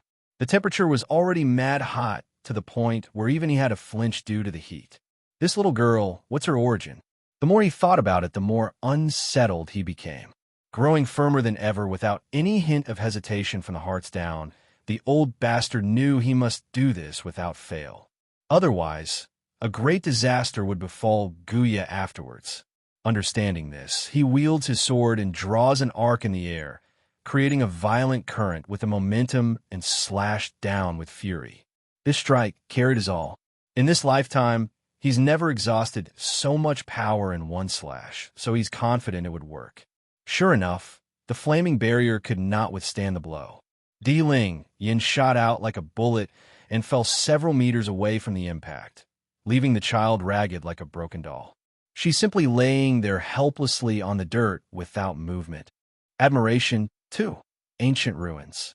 Under the gray, ominous sky, Bai Yan's heart suddenly soared with pain, causing her hand to instinctively clench the chest as her face turned palish white. Yin Yan. Heavenly's quickly got ugly after noticing her daughter's chance. First blocking the sharp claw from the monster attacking himself, he flew away to come before the woman. He's very worried and tense in the eyes, for he knows something bad must have happened to make this proud daughter of his to behave this way. What's wrong? Are you hurt anywhere? Giving a shake of her head. I don't know what's going on. Father, we have to get out of this place as soon as possible. I feel like something very bad is happening in which we can't see. Something bad? The man wanted to ask for more details to get to the bottom of this, but quickly tossed the idea aside. He could see they don't have the spare time, since the hordes of monsters were already attacking again. What's more, the crack in the sky was letting more and more of these things through, which only emphasized the dangerous situation they are in. Biting his teeth. Sweetie, you leave first. I will draw the attention of these monsters. Originally, he wanted to kill the leading creature that's on equal footing to his own first, but now it's apparent the plan needs to change. Naturally, the Demon Queen wouldn't just leave her own father behind to deal with this horde, but right now the ominous sensation was killing her inside. She's certain something must have happened to Ling Yin, perhaps something terrible. Just imagining that possibility was enough to drive her insane. Father, I will definitely come back and help you. When she finds Ling Yin, she would definitely return. Go with confidence. I'll be all right. Heavenly wiped the blood from the corner of his mouth as he raised his palm towards the sky. In a roaring boom, a wall of earth promptly rose from the ground and cut the horde off from Bai Yan's spot. As someone who used the earthen wall, the guy naturally stayed on the other side to act as a shield. What are you waiting for? Seeing how Bai Yan was not moving, the man wrinkled his brow and yelled. As painful as it was, the Demon Queen finally relented and began to rise into the air for the crack. The mood only got more oppressive the closer she got to the crack. Then suddenly, right before she could make it through the monsters blocking her way, a pillar of fire shot out at her from above. In her haste, the Demon Queen only knew to dodge to one side and narrowly avoided the fire. But she couldn't catch her breath, though. More and more flames were coming at her in sequence. Whip after whip, blast after blast. This was no better than fighting the monsters on the ground. Ling Yin is still waiting for me. I have to leave this place right now. Growing firm in the face, she ignores the danger of taking a direct hit and plowed right through it all with a giant release of her full might. She could see it now once she's inside that crack. There's darkness, but there's also a brightness at the end. Hope. That was the word she thought of at the whiteness. Whatever worry, she had swiftly evaporated, for she knew she's guessed right. Without incident, she was back, directly standing atop of the wooden bridge like she was never gone in the first place. It's a strange feeling. 1 second she's flying through a dark void inside the crack. The next she's simply standing here like she's come out of a daze. I'm out? Did I really leave that place? What's going on here? Did I just get teleported back, or was it all a dream? It's so calm here, like the time I spent fighting with Father is a dream I made up. Admiration 3, Yin Yin. A voice of joy came from behind. Bai Yin instantly swung herself around and saw that familiar face. There's pure excitement that's akin to someone recovering their lost treasure. However, right as the Demon Queen wanted to open her mouth and say something, she got cut off by a tense hug from the other person. She could tell right away due to that trembling arm. Her mother by Ning was scared. It didn't help either that her should have become soaked with tears a few seconds later. Thank goodness you're back. Yin Feng is already in danger. I don't want to lose my only daughter too. Such pain, I can't bear it. Mother, were you here the entire time after I left? Bai Yin asks with pressed lips. Too fearful to let go of those hands, Bai Ning nods profusely like a panicking mother.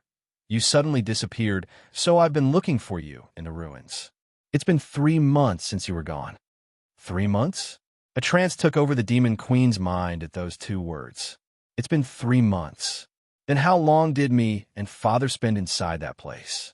Mother, we don't have time to talk. Something might have happened to Ling Yan. We must leave this ruin immediately. Furthermore, she also needs to return to save her own father, so time was imperative here. What did you say? Bai Ning's face suddenly changed for the worse, her hand openly shaking as the grandmother gasped with horror. You said something happened to Ling Yan? How could that have happened? Didn't you entrust her to that Elder Sky? G Sky's personality or way of handling things didn't sit well with either lady, but there's no question about the old senior strength. There are unlikely anyone capable of getting past that old man unless he wills it. I don't know. I only got this sinking feeling that's bad. My intuition has always been strong, so I can't ignore this. That said, the Demon Queen reached back with a hand towards her own chest on where the heart lies. Mother, we need to leave now. The ominous sensation has grown to the point she could barely stay put anymore. She's seriously afraid she might be too late. Yet instead of moving right away, Bai Ning's face got extremely white as she stood there. Noticing this strangeness, Mother, what's wrong? Perhaps the voice of her own precious daughter finally brought the grandmother back to reality. First making a distraught face, Bai Ning spoke with a stuttering.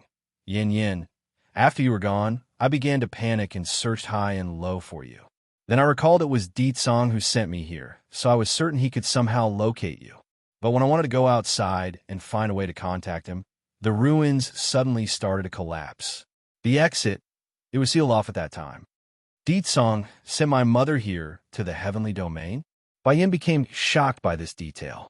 Those enemies which attacked the demon realm still hasn't been eradicated, so there's no way Di Tsong could leave unless he hands their sons off to someone reliable. Since there's no one at that caliber, Bai Yin understood her husband wouldn't be able to help. But what's the deal with sending Bai Ning over? When did that guy have such an ability? Of course, these problems weren't the main issue right now. Saving Ling Yan was. Does that mean I can't get out of the ruins? Bai Ning smiled bitterly. That might be the case. Yin Yin, there's a likely chance we won't be able to leave. Impossible. Bai Yin punched a stone pillar nearby, out of frustration. I refuse to believe that. I must leave right now. Ling Yin is waiting for me to go save her. Looking at the borderline crazy look in her own daughter, Bai Ning wanted to say something, but swallowed the words back down at the end. She knows her consoling words were pointless and would only make it worse. Admiration for, all right, then I'll keep looking for a way out with you. Bai Ning firmly says this, her eyes determined and bright. If Ling Yan wasn't in danger, then they wouldn't be so urgent, but that's not the case.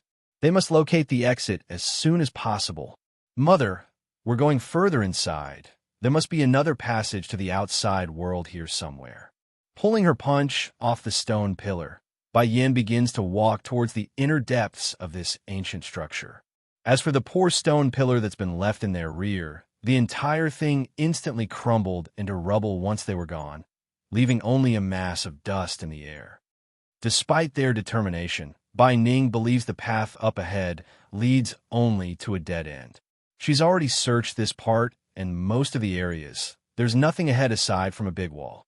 Similarly, the grandmother also understood that even if she had told Bai Yin this stubborn child of hers wouldn't listen unless she sees in person anyways. As expected, it didn't take long for a wall to block their way forward. Crunching her fist in frustration, Bai Yan's expression didn't show any emotions as she spoke. Since this is an ancient ruin, there must be other passageways we're not aware of. The ones who built this wouldn't have constructed the layout like that. Let's search the place. Okay. Bai Ning silently began to touch the floor and walls with her ears pressed in against them for sounds of abnormality. When Bai Yin disappeared in those months, she also searched for a long time in this manner since she didn't believe there to be only one exit. The issue was she couldn't find the supposed passageways and fell into despair until her daughter suddenly returned. Suddenly, the Demon Queen's sight fell upon a certain painting hanging on one of the walls in front. The depicted female in this painting was not unfamiliar to Bai Yin. In fact, she's seen this person countless times already. Specifically, it's the same one from the ancient diary in her possession. Of the most impressionable feature regarding this individual would be the countless demons prostrating themselves before the woman in the painting. Though that time, there were sculptures only instead of a painting, but the air and temperament were identical, where a single fox remains defiant by now bowing its head. It's just that the woman in this picture appeared a little different.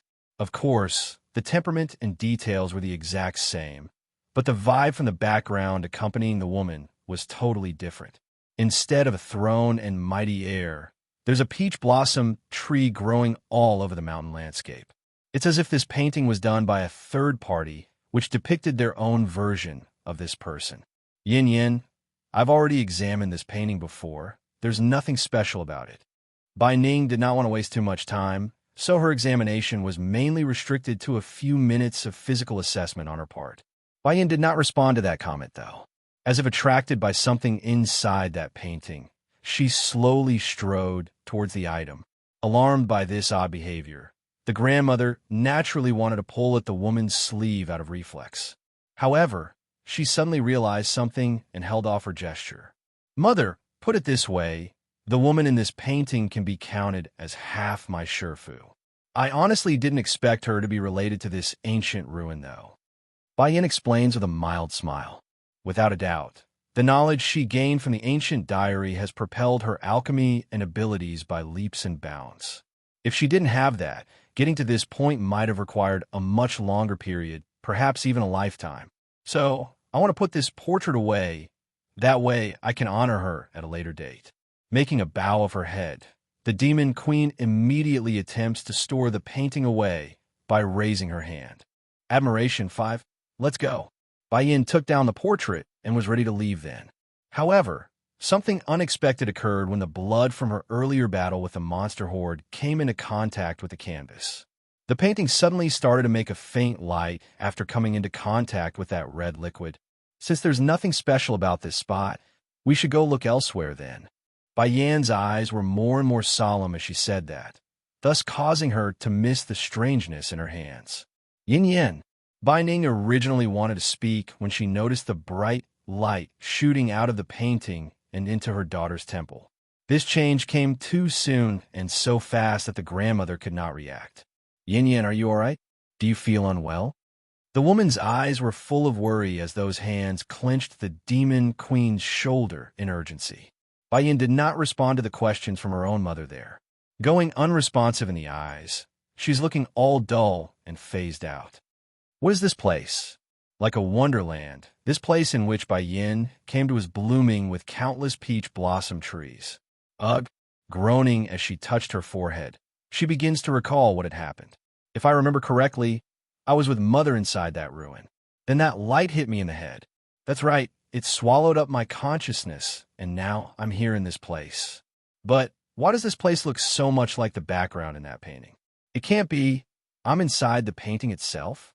Narrowing her eyes in, Bai Yin scans the area with vigilance for any signs of danger. Yet there was nothing. Silence, and the sound of wind blowing against the grass to make a rustling sound of calm greenery. That's all there was.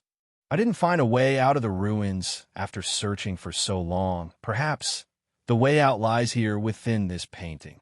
That thought in mind, she collected her head and moved forward. Very soon, the Demon Queen came ahead with a tombstone ordained by several peach trees. Moo gorgeous tombstone. These were the words engraved on the rock slab. Moo gorgeous? Rubbing her chin at the name, Bai Yin began to muse over the indication of this. So that person is called Moo gorgeous, eh? But why did someone make a gravestone for her in such a place?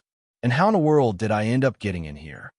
Thinking up to here, she once again fell into silence to organize her train of thought. Then suddenly, she seems to recall something crucial. Specifically, it's the speck of blood that came into contact with the painting when she was removing it from the wall. Could it be at that moment? In that case, the one who created the ruins outside must be the same one who created this world within the painting. Presumably someone who admires this Mu Gorgeous. She mutters out her theory to make sense of it all. So where is the exit? If I can come in then, that means I can also leave. What is the key here, though? Looking around, the Demon Queen could see there's nothing but peach blossom trees growing here on the mountain. If there's anything worthy of note, it's the tombstone in front. No matter, I'll figure it out. First, I need to pay homage since I'm already in front of her grave. She did, after all, leave behind the diary in my possession. Admiration 6. Mu Gorgeous was technically half her Sherfu from a certain perspective, so showing respect wasn't strange. Taking to the knee, she makes 3 full kowtows like one should at a worshipping ceremony. Bump. Then at the final hit of her head against the ground, the tombstone slid to one side to reveal a hidden passageway. Quite frankly, Bayin did have a momentary thought about this happening like all those drama shows she used to see as a child on Earth. But to have actually happened like in the script still left her dumbfounded. This is real. It's that easy? Making a gobsmacking face, she did not know how to react to this stroke of luck aside from jumping up with glee. Quickly gathering herself, the Demon Queen didn't hesitate for a second and dived right into the hidden tunnel.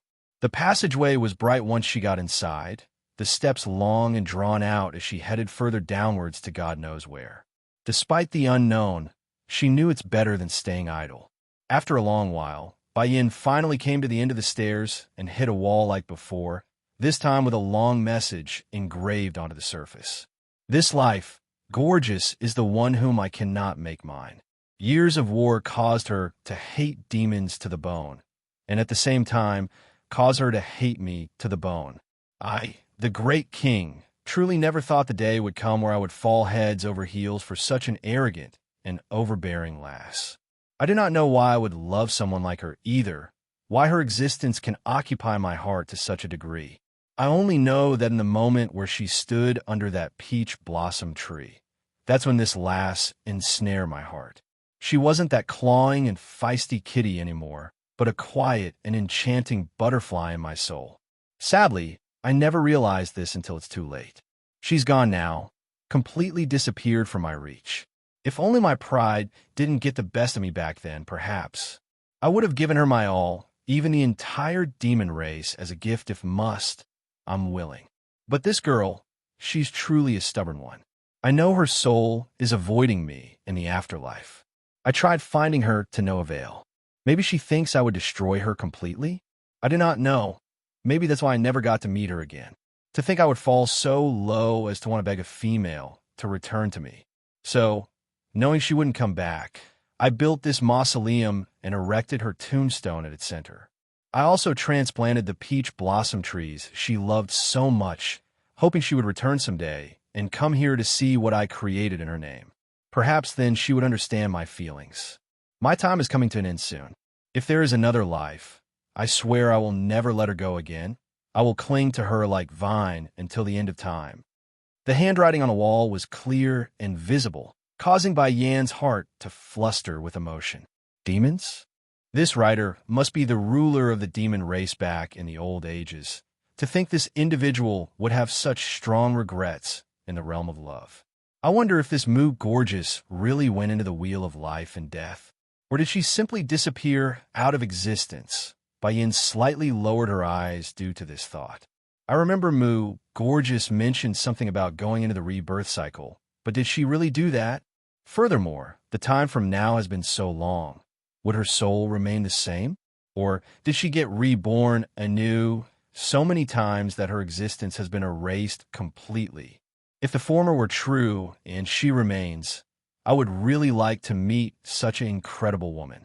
However, casting another glance at the inscriptions along the wall, Bayan's eyes locked onto a certain phrase. I hope that if the last does return someday, return? Why did the leader of the demons use the word return? Is it a coincidence that I ended up here? Or is it fate? Why do I get the suspicion the reason I'm able to come here is because of the inheritance from the diary? He doesn't deserve to live, one. She slowly reached out with her hand, allowing the slender fingers to gently caress the handwriting on the wall. BRRR. Suddenly, the whole ground started to shake from out of the blue. Looking up, Bai discovered a dark door appearing along the wall, like it's there to welcome her arrival. Without any hesitation, she pushed it open and walked through where a warm lady's chamber welcomed her view. It's very comfortable merely from looking at the layout. Somehow, Bai got this strange sensation that she's lived here before. Unable to help it, the demon queen came closer to the big bed at the center. I don't know why I was able to come to this place and open so many secret doors, but I know you have a way to get me out of this ruin. My daughter, she's waiting for me outside, so from a moment she came back out from where her father was trapped. Bai always felt a gaze overseeing herself from the dark. It's not ominous or coming at her with ill intent. It's more of the curious kind, so she didn't make a big deal out of it.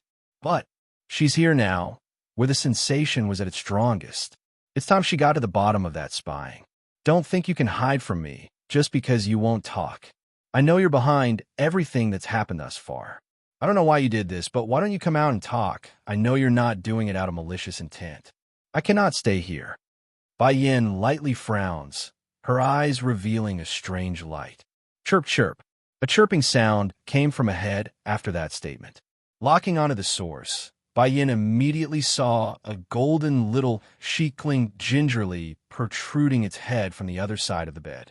Its gaze was curiously eyeing the lady who came into its territory. A golden chicklet. Bai blinks in surprise, staring down at the little fella. Did you bring me to this place? The golden chicklet shook its head profusely. He's not lying. There's nothing wrong about him opening that dark door, but it doesn't explain why this woman was able to come inside here. Not you. Bai wrinkled her brow. Ever since she laid eyes upon this little golden fluff feather, Bai certain that spying sensation hailed from the tiny thing, since it disappeared in that very second they locked eyes. Then is there any way you can get me out of here? Moving closer, the demon queen reaches out to lift the chicklet off the bed to speak. Based on her speculation, this chicklet likely broke out of its shell not too long ago. The hair on its body was very small still, so it's very cute and adorable. Chirp, chirp. The tiny fella struggled under those fingers and made a sad and wronged face.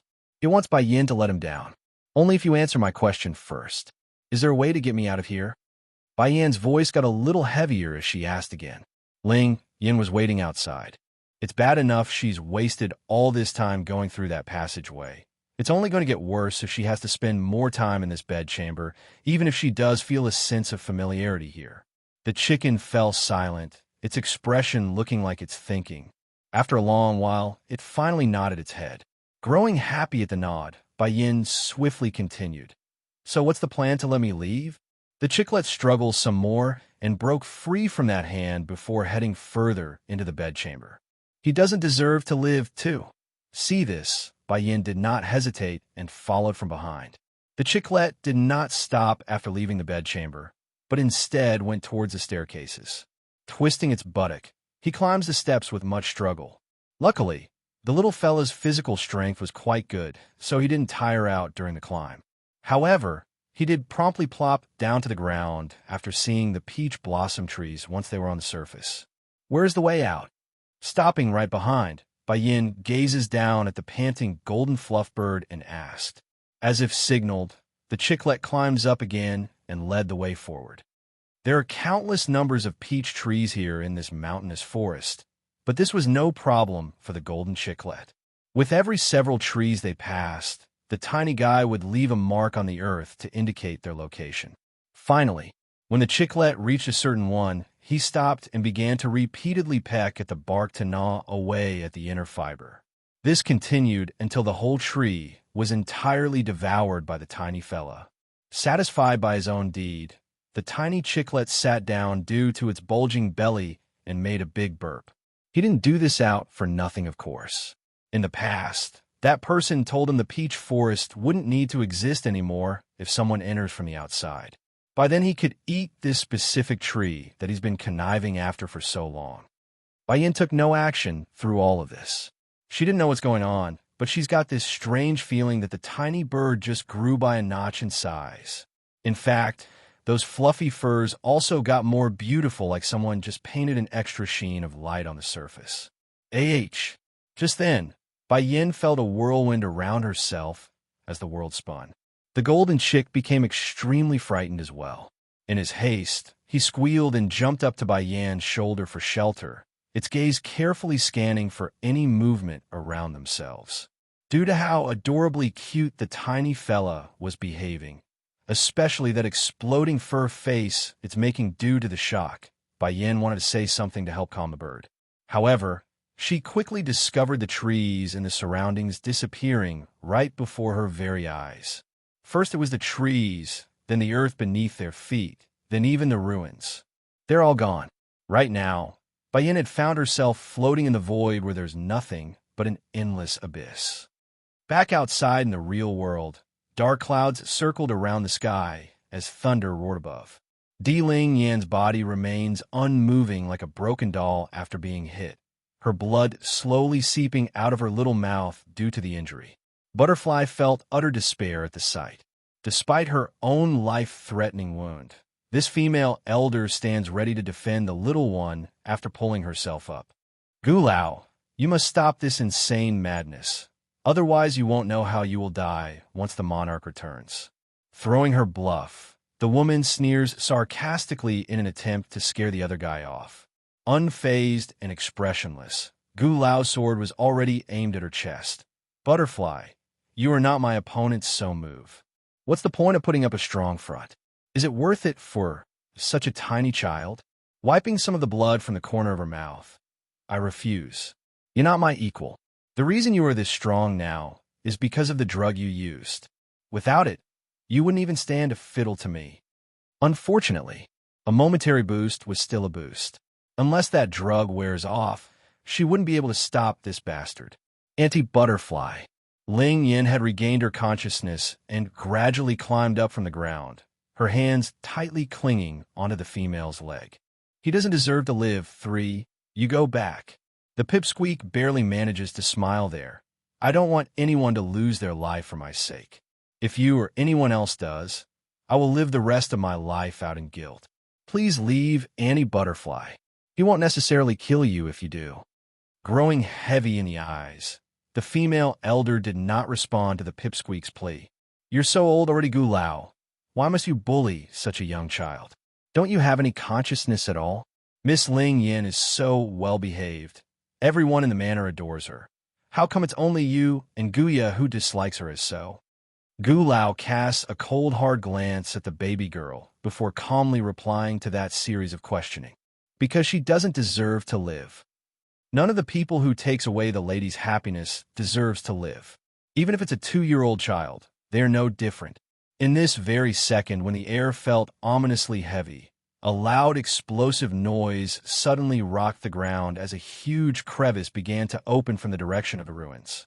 Gulao turned his head in surprise, apparently not understanding what had happened again. However, Di-Ling Yin did as she caught onto the familiar whiff of smell hitting her nose. Without hesitation, she stopped crying and toddled towards the direction of that huge crack. Mother! I knew Mother would return. Mother always keep her promises to me. This, Butterfly's eyes were equally as shocked as the old bastard's. Not so long ago, the ruins had already sunk and caused everyone to lose hope. And now, there's a huge crevice forming on the ground from out of the blue? No matter how experienced she was, the female elder still had trouble making sense of all these changes. Within a moment, a red light flew out of the huge crevice and came before the pipsqueak's view. Bayan's expected things were bad based on her intuition, but she never expected things to be this bad. Her daughter was covered in blood. For that, her heart wanted to explode as her lungs suffocated due to the extreme anger swelling out from within.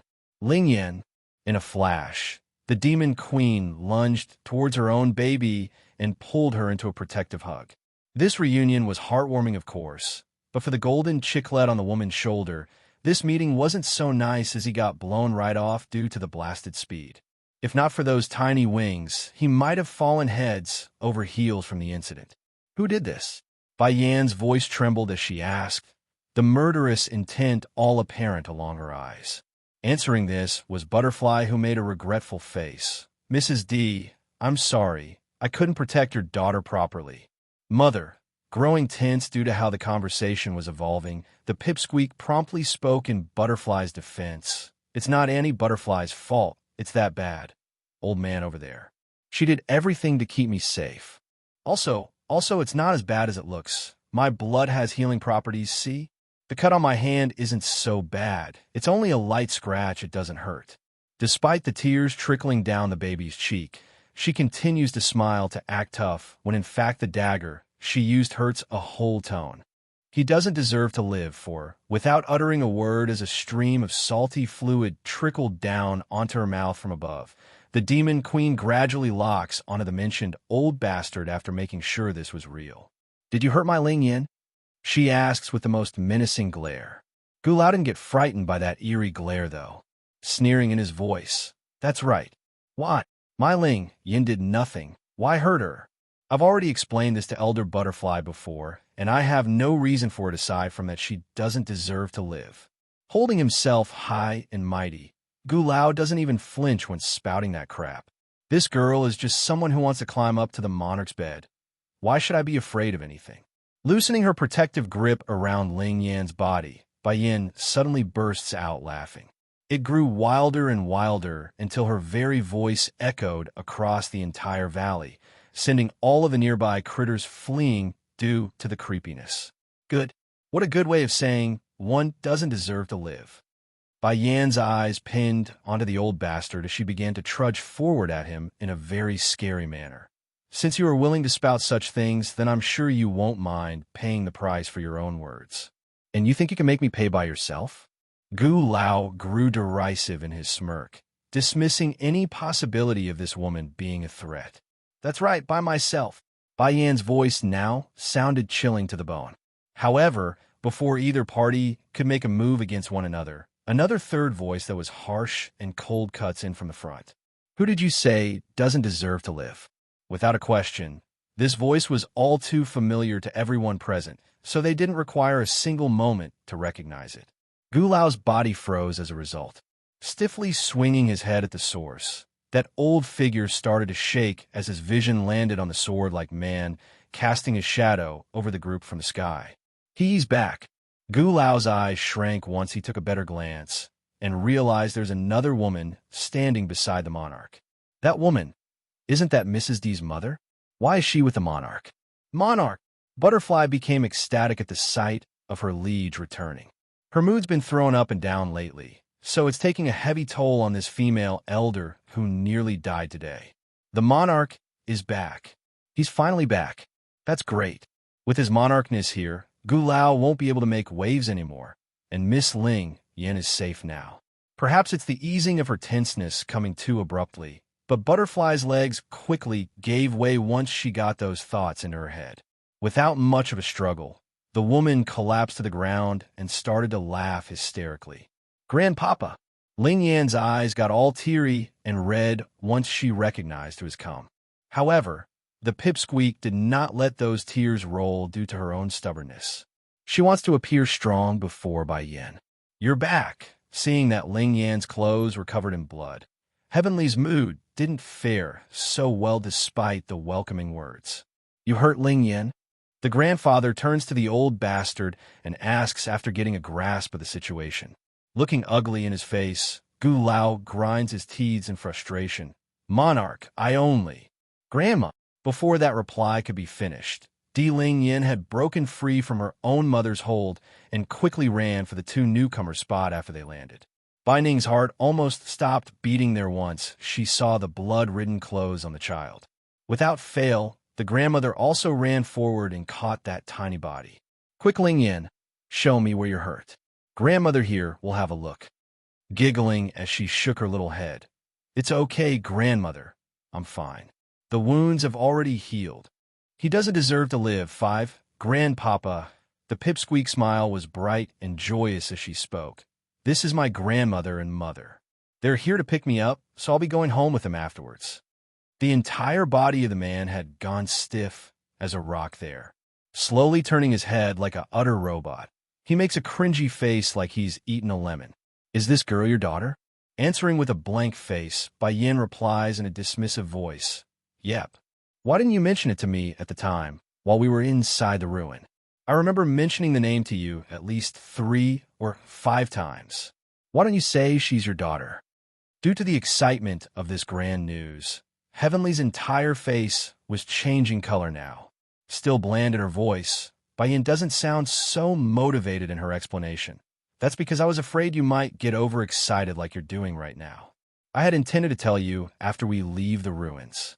Not like you're getting any younger, you know. It's not good to get too much stimulation at your age." Gu Lao and Butterfly did not expect Bai Yin to use this sort of tone to speak to Heavenly. As a result, they're both staring at the Demon Queen in a weird way.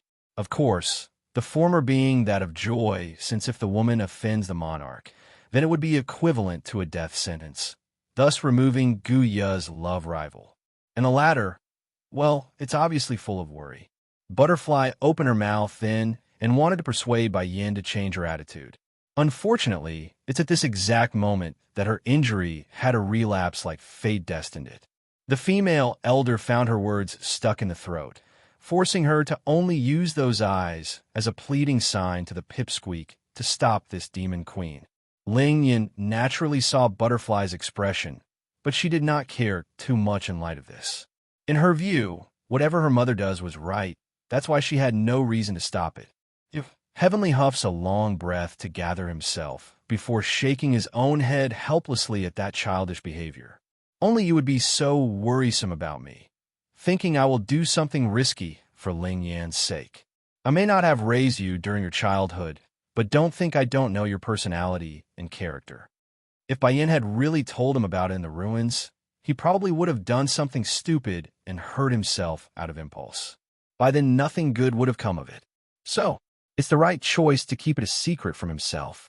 Wanting to give her old man a cheeky smile after that comment, Bai Yin was halfway into that when her eyes fell upon the pipsqueak's dress again. Immediately, her half-formed smile flipped upside and transformed back into that of anger. "You and Mother step aside first. I'll deal with this situation first. And when we go back, I'll apologize for keeping things a secret from you." At this moment, Gu Lao's brain was undoubtedly not working properly. All over his mind was the words Heavenly used. "Although I never raised you since you were a child." Raised you? What does that mean? Can't be. This woman is supposed to be growing up around the monarch.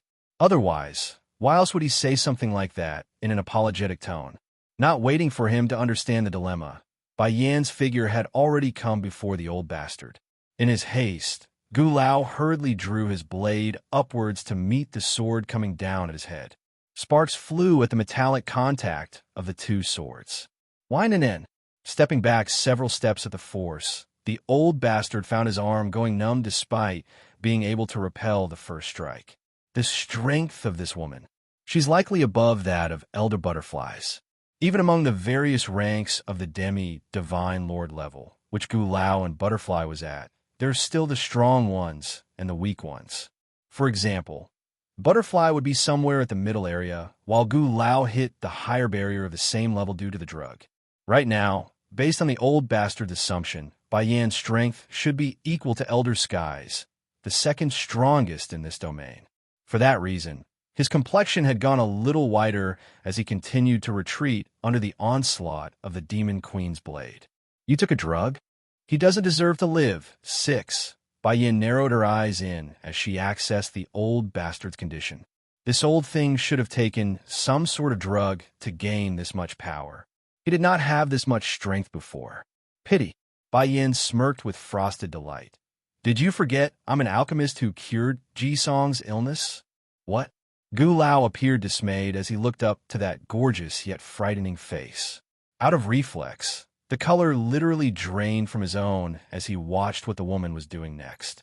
First, Bai Yin pulled out a bottle from her storage ring and removed the cork to let a round green pill to slide out onto her palm. With a pinch, the object promptly turned to powder and drifted into the air like gas. Already ugly in the face to begin with, Gu Lao's expression grew even worse when he realized what was happening to his own body when he felt the effects. Whatever boost he had from the forbidden drug was diminishing rapidly. How is this possible?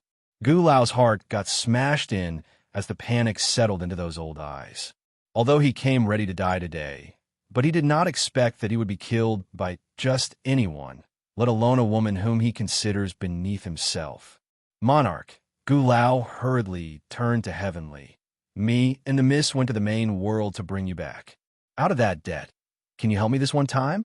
If without me, you wouldn't have been able to return to the heavenly domain so smoothly.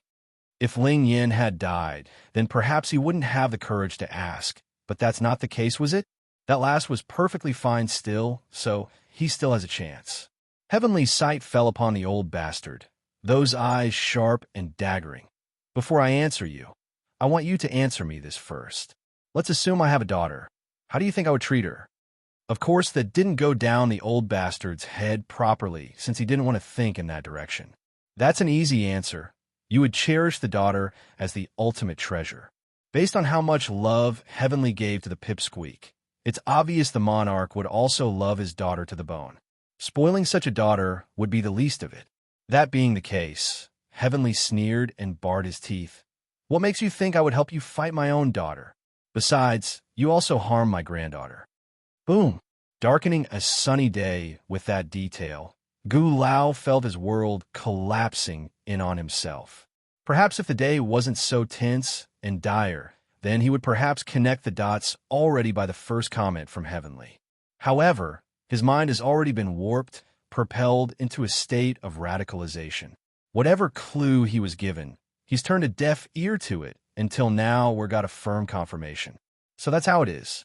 The monarch already married and had a child of his own.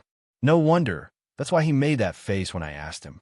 Slowly closing his eyes, the old bastard finally accepts his own fate, knowing what lies ahead. The power boost he got had already faded, so any hope was lost. Monarch, this is all my own work. It has nothing to do with the Miss. She doesn't know anything. I hope you can spare her since she's not related to this. Bang! Bai Yan's sword cut down again after giving her father space to speak there. She's done with this person now that he knows why he's going to die and the reason behind it. PFFF. Spewing blood from his mouth from the blow, Gu Lao smashes into the ground in despair. Gu Lao's death, I will decide upon Gu Ya's fate once I investigate her involvement. You do not get to dictate my decision. Heavenly's daggering glare now got menacing as the threatening aura seeped forward. If I find out she's the one behind all this, she will not be spared regardless of what she's done for me. Gu Lao's body shook, his old face going ghostly white as he crumbled to the floor in a paralyzed state. If Milady really did make a mistake, the monarch wouldn't let her go for sure based on his character. Yin Yin, let me carry out his execution. Heavenly went over and pats his daughter on the shoulder, that voice no longer violent and cruel. I don't want his filthy blood dirtying your hands. Facing that gaze beside herself, Bai Yin slightly nods her head in understanding. She understood this was her father's way of trying to redeem himself. All right, swish. The moment Heavenly raised his hand, a random longsword promptly flew into his hands from the ground. Power gushed forward from his body, causing all of the greenery and trees to sway under his might. He's a true death god right now. Even the air around him was starting to distort due to the strength he released. Gu Lao's did not get to utter another word afterwards. Right when the old bastard opened his mouth, the sword had already pierced through his chest and into his heart, causing the blood to spray outwards like a fountain. Looking back at this moment, the old fanatic truly regretted his own decisions. If he had known things would turn out this way, he never would have chosen this route. It's one thing if he died alone, but it's very likely Gu Yu would be dragged into the mess too. For that reason, he couldn't close his eyes even in death. Worst of all, that blasted pipsqueak still lives. If only I'd moved a bit faster, then I would have taken her head and achieved my goal at least. Second Elder, I will remember your efforts in protecting my granddaughter. Heavenly says after pulling the blade out of the now dead perpetrator's flesh. He didn't forget the dreadful state Butterfly was in when he came out. Monarch, this is what I'm supposed to do. There's nothing to remember for. Whether it's right or not, I'll remember regardless. Caressing the little pipsqueak's hair, Heavenly's face was all smiles. As for you, sweetie, you can't call me Grandpapa anymore. You got to start calling me Grandfather instead, understand? The pipsqueak appears all dull in her expression due to not figuring out the reasoning for that request. How did Grandpapa become grandfather? And become Mother's father too? You're really my grandfather? Tilting her head, the pipsqueak still didn't quite believe it. But if he's not grandfather, then why would Mother be so anxious that day? She even entrusted me to the elders in order to go into the ruins to save him. As authentic as ever, Heavenly grins with those pampering eyes. And this little lass really is fated. No wonder the first time I saw her I would feel so close and want to kidnap her home. Turns out she's my actual granddaughter. Funny part was that he had intended to get Xiachen the steam bun to come kidnap her home if he couldn't. Turns out they're siblings. Gulau's death too. Now I don't need to kidnap her, and she's already mine. Just thinking of that was enough to make Heavenly laugh inside, causing him to feel elated from the feet up to his head. Ninger! Heavenly now turns his sight onto Bai Ning after collecting himself. If his tone before towards Bai Yin and Ling Yin were that of gentle, loving care, then this beloved woman that was his wife would be that of pure tenderness. I'm sorry for being so late in meeting you. Bai Ning smiled. It's I who should be saying sorry. I shouldn't have forgotten you. Otherwise, we wouldn't be apart for so many years. And I've caused my own daughter to suffer so much. Lan Yu's foster mother for Bai Yin. Temperament was good, so she was able to entrust her own daughter to that friend. What Bai Ning didn't expect, though, was Lan Yu's husband being a scumbag who would torture his own supposed daughter. Now, just thinking back to her own mistake in the past was enough to make the grandmother clench her fist in frustration. This girl, it's her and Yun Feng's daughter, their essence of love. Chi-Chi, dissatisfied at being ignored for so long. The golden chiclet squeaked several times before jumping up to Bai Yan's shoulder to announce his presence. Mother, there's a little chicken. Di Ling Yin beamed with delight as she reached out with her hand in an attempt to catch the little fell. She's all sparkling in the eyes at such a cute fluff feather. Chi-Chi, there's anger in the chiclet's eye at the maltreatment. I'm not a chicken, okay? I am an ancient golden phoenix. How can you compare me to a chicken? These humans, they're all so blind. Oh, I'm so frustrated. Chi-Chi, Mother, I've always been envious of Big Brother having Little Rice accompanying him. Can I have this little chicken as my companion? The chicklet nearly fell off the bonkers at the request and shrieked in protest. Out of reflex, he also wanted to jump over and peck the little rascal for treating him as a toy. However, after seeing the lovely little face of the baby girl, the golden chicken found himself unable to move. He's a male, and a male that likes pretty things at that. Since Di Ling Yin was such an adorable little girl, there's no reason he couldn't turn a blind eye to that insult. Okay, Bai Yin plucked the tiny chicklet off her shoulder and handed it over to her daughter. From now on, he's your partner. Due to his small stature, the golden fluff feather fitted perfectly onto the pipsqueak's palm as she held him with both hands. It's like they're made for one another. Since you're always making that Chi-Chi sound, I will name you Chi-Chi. You will be Chi-Chi from now on. Ling Yin giggled with delight as she eyed the fluff feather. Chi-Chi, disgruntled at the vulgar name. The golden chicklet protests by repeatedly squeaking. I refuse. Mother, Chi-Chi will grow older, right? Subconsciously and out of the blue, Di Ling Yin suddenly made a gulping sound. I wonder if he will taste good when he's bigger. Still protesting on 1 second, Chi-Chi abruptly stopped in the next after hearing that remark. Immediately, he shrank into a tight ball to erase his own existence. Smirking as she glanced downwards, Bai Yin found this quite amusing. He's probably not delicious.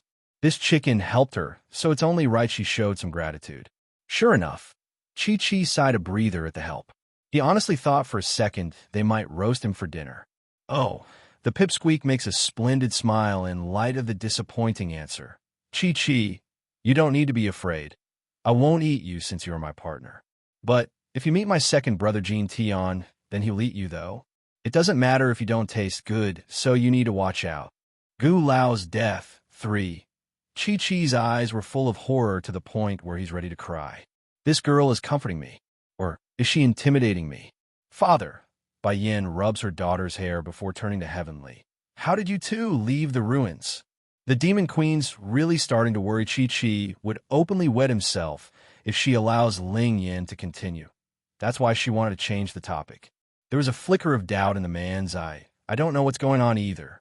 One moment I was fighting that monster horde. The next I'm being dragged away by a strange force, and out I came. Bai Ning gently pursed her lips and explained her part. I don't know the specific details either. Yin Yin, weren't you the one who caused the ruins to disappear by doing something? Did something?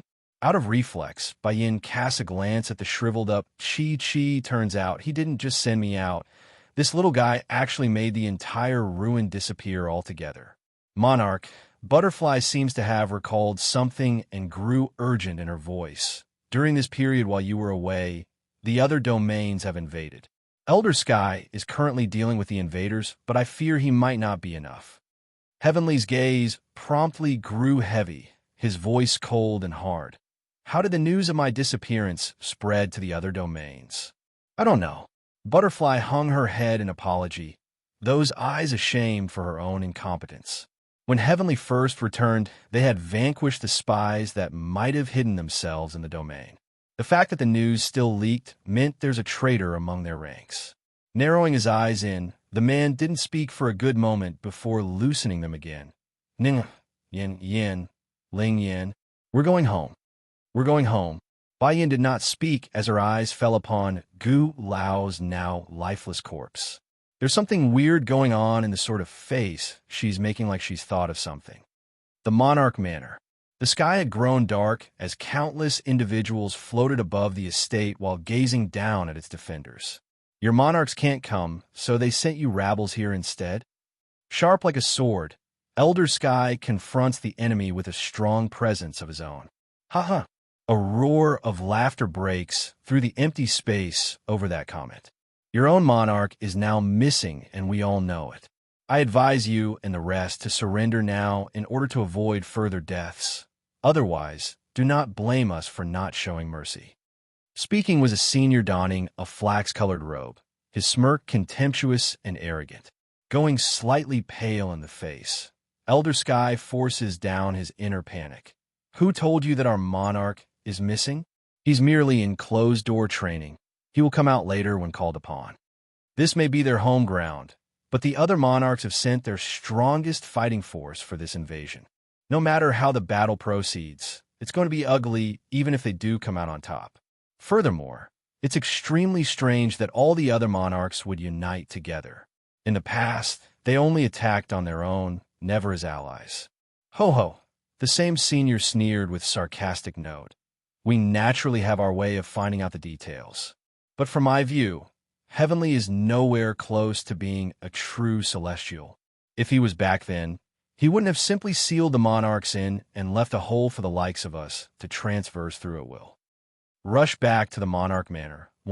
Thousands of years ago, Heavenly sealed the channels licking the domains using his own power. It's just that, tried as he might, the man lacked the necessary strength to completely cut off the link in its entirety. Therefore, it has now set up this twisted arrangement where the strong and mighty monarchs could not travel while their weaker subordinates could at will aside from entering the main world. Now we only want to know one thing. Heavenly Flame, is he alive? The most senior foe stares down at the defenders, his voice arrogant and brazen. J.I. Sky's eyes grew heavy. Our monarch is of course alive. If that's the reason you and the rest is here, then that's enough. You can leave now. The heavenly domain does not welcome the likes of you here. Ha! The senior bursts out laughing. Gee, Sky, you think we will believe that? I cannot sense an ounce of Heavenly Flame's energy signature. Since you won't tell the truth, then don't blame us for being impolite. His eyes gradually filled up with killing intent as he raised a hand to give a signal. Kill them. The order given. The battle has begun as the thunder roared and the howling cry for blood rained down at the defenders. G-Sky's strength was indeed very strong to the point where his name reigned supreme even among the other faction's followers. However, that doesn't mean he's unbeatable. With no time to think, Elder Sky promptly drew his sword to meet the oncoming attackers with his fellow defenders. Do not fear. Our liege may not be at the manor right now, but he's going to return sooner or later. Until then, we must defend the estate. Unlike other powers, those living in the Monarch Manor are relatively united. And if they aren't, well, those people had long perished during the previous invasion by the other domains. That's why the Elder Council sought Heavenly's return. They needed a powerful anchor for the fresh and surviving blood. Unaware to most defenders, there's a particular woman hiding behind the masses of black dots which comprised of the invaders. Miss Yin, this location is unsafe. We should go back. A maid accompanying the masked female spoke with crisp, clear voice. Yin Ruo, she, old witch, coldly huffs a grunt at the nosy service maid. Quit annoying me. It was not easy for me to get permission from the monarch to watch this battle. It's fine as long as I'm not back at the celestial realm or demon realm. Still hesitant, the maid didn't sound so sure, but the monarch tasked me to ensure Milady's safety. Right now, I believe it's unsafe to continue watching from this distance. I implore you to leave immediately for a safer position. Is this how you're supposed to speak to your superior? Yin Ruo, she's expression darkened into a menacing glare due to the way she's being addressed. She's always been held in high prestige at the Celestial Palace, so this attitude insulted her ego. Know that none in the Dust Frost domain dares to speak to me in such a manner. You're nothing but a servant to the monarch, so watch your tone. Pinning the maid with her glare, Yin Ruo, she was deliberating on how to punish this servant after she gets back. This vile old, which has never been one to let others go. Now, who doesn't know that I'm the most beloved woman of the monarch? The maid looked stiff despite not agreeing. Nevertheless, she bowed her head to avoid further conflict. Rush back to the Monarch Manor. 2. The monarch ordered you to serve me. That means you only need to follow me and do as I say. Know that any woman who goes up against me ends up miserable or in a ditch. Do you want to give it a try? Yin Ruo, she began to cackle like a true old witch. She's seriously falling into madness now that the restraints are off.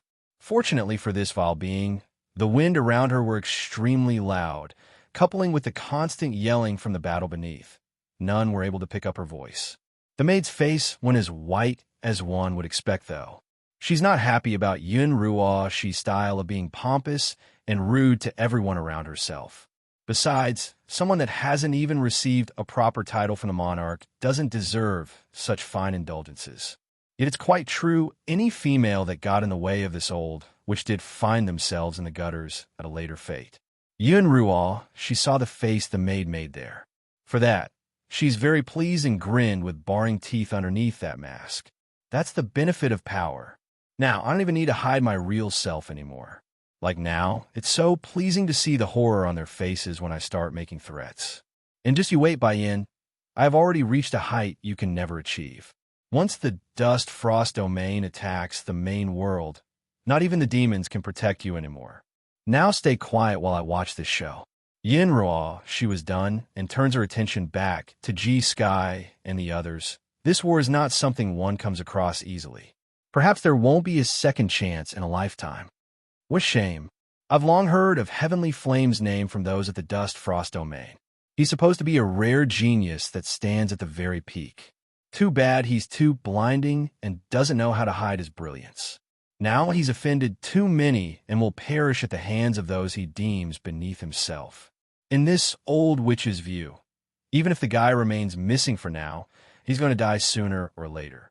It's just a matter of time before the monarchs of the other domains break free. By then, the new rulers would come forward and she would stand by their side as the queen of all. Beneath the sky where the main fighting ensued, G-Sky could see several of his peers in the Elder Council was starting to wane in their ability to fight. In his urgency, the old elder cried out, "Do not give up.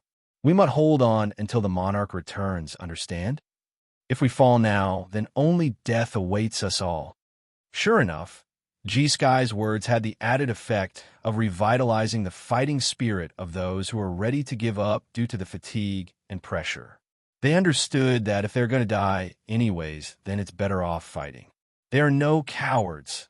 Otherwise, they wouldn't have been chose to be here in the Monarch Manor.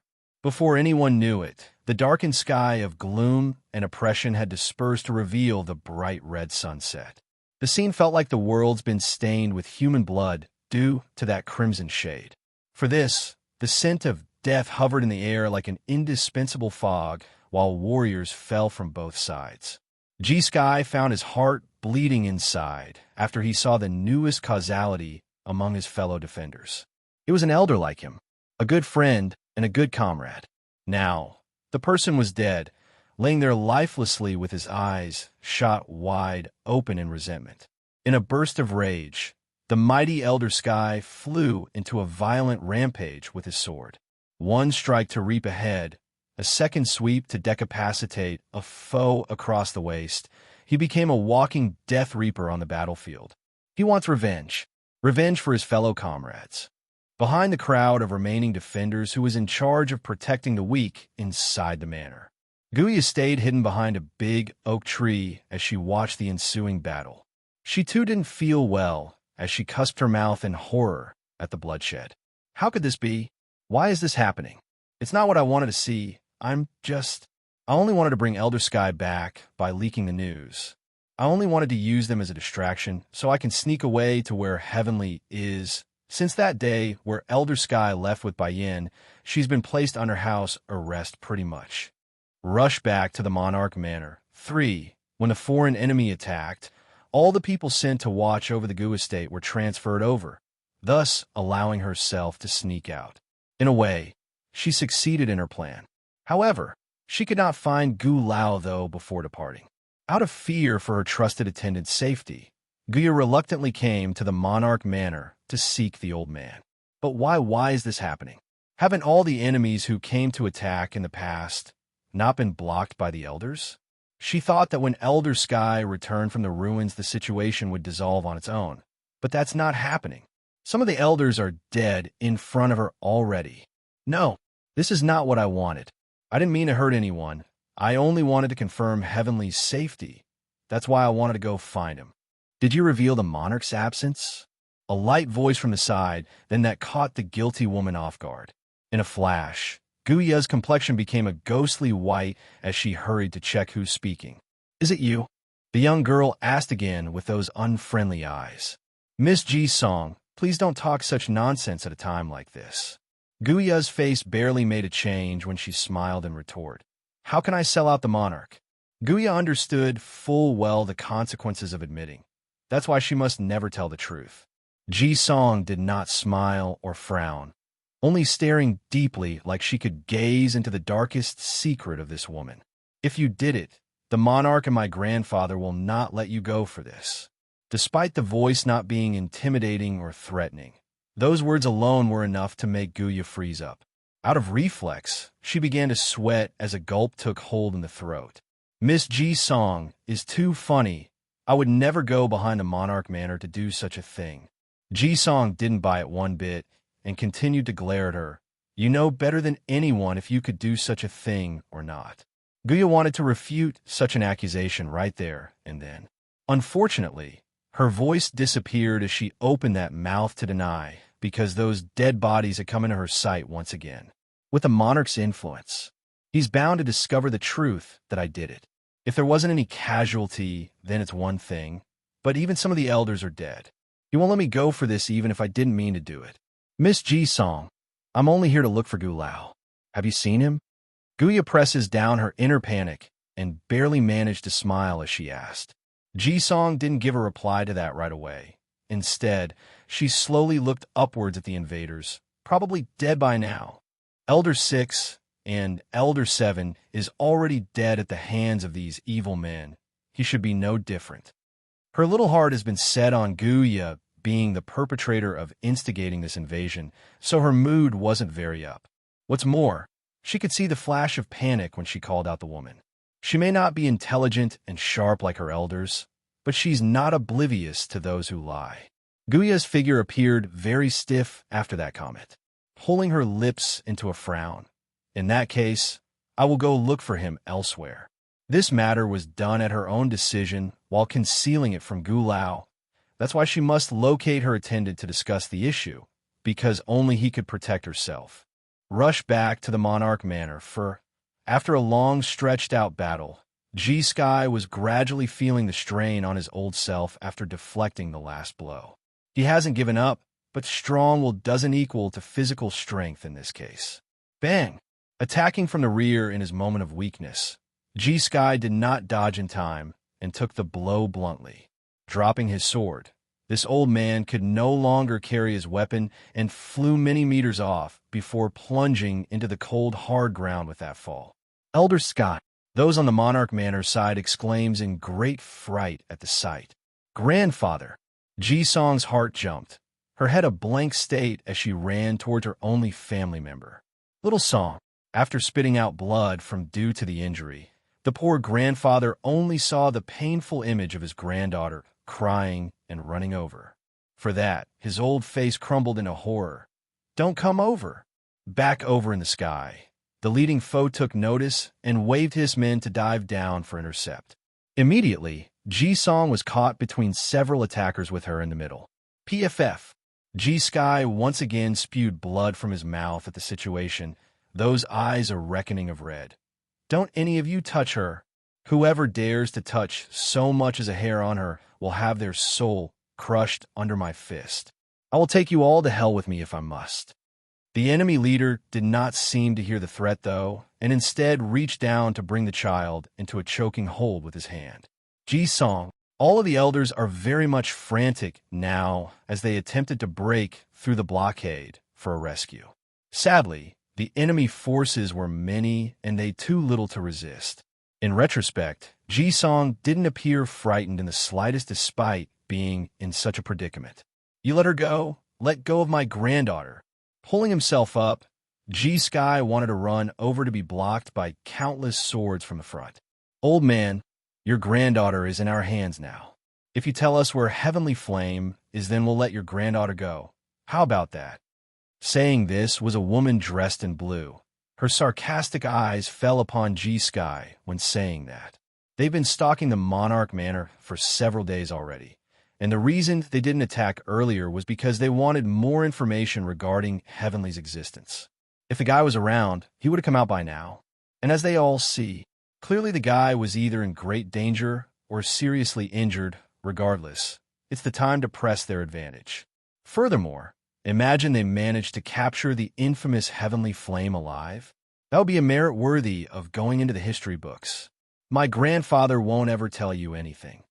Ji-Song coldly met the blue-dressed woman, her head held high in proud proclamation. He is absolutely loyal to the monarch. Even if you kill me, he won't say a thing. Is that right? The woman slowly strolled forward and grabbed over Ji-Song from the guy. With slight flecks of her slender finger, a huge pinch of red promptly shone through the child's cheek after the act. Who doesn't know Elder Sky of the Heavenly Domain is extremely fond of his own granddaughter? I like to see if you're more important today or that Heavenly Flame is more important. Rush back to the Monarch Manor. 5. The woman in blue doesn't believe that this old guy would let his granddaughter die like this, hence the confidence her speech. Ji-Song. G-Sky's voice sounded a heart-wrenching battle cry as he crushed the blades into dust with his bare hands. All of you get out of my way. His momentum exploded, and those close to him stumbled backwards due to the effect. However, they soon stabilized their pace and again surrounded the old grandfather in the middle. Grandfather. Ji-Song swings her gaze over and spoke with a cool, calm voice. I am not afraid of anything, so you do not have to worry about me. You have to remember that you're the first elder of the Heavenly Domain. Some things are more important than me.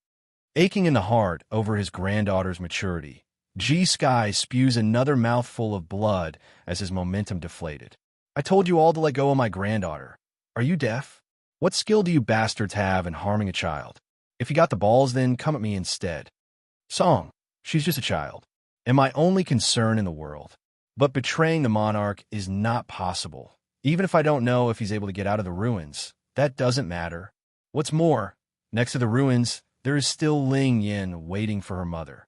How can I ever put that little one in danger after her mother entrusted that child to me? But if I don't say anything, then Song is bound to lose her life. Do I really have to let me one and only granddaughter die? G-Sky slowly closed those pained eyes, his mind returning back to the picture of how Heavenly single-handedly paid the price of sealing off the domains due to that righteous determination. Then after that scene, another image appeared with Bai Yin entering the ruins with the same type of determination. Gradually, the old elder shot open eyes again. With the hesitation gone, he returns his sight upon the young girl with the loving gaze of a grandfather. Little Song, are you really not afraid of anything? Ji-Song's sight fixes onto her grandfather with the same type of determination in those memories. I am not afraid. As long as we're together, then I fear nothing. Ha ha ha. G-Sky breaks out into a hysterical laugh at that. He continued this until tears gradually flowed out of those old eyes. How can I turn my back on the monarch manor when your parents died for the heavenly domain? My little Song, I promise you, afterwards I will definitely get revenge on these people for you. Then I will accompany you to the afterlife, so we can all be a family again. The other elders all stared at their leader with surprise.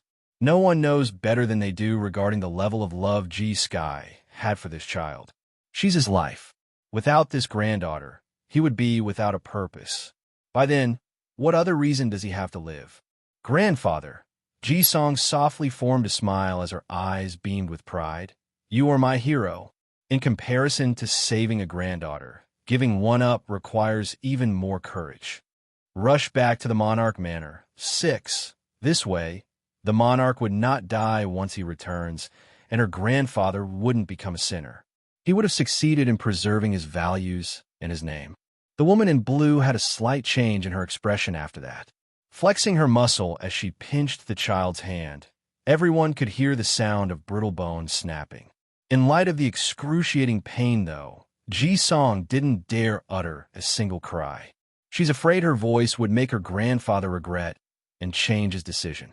G-Sky, I'll give you one last chance. If you don't say where Heavenly Flame is, then I'll strangle your granddaughter.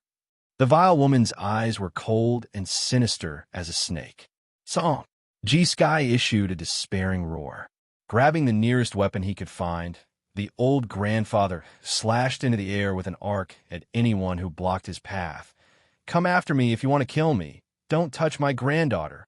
The other elders shared a glance with each and got a mutual understanding to enter the fray again. They want to break through the layers of obstacles to come to Ji-Song's aid. Otherwise, it would be too late afterwards.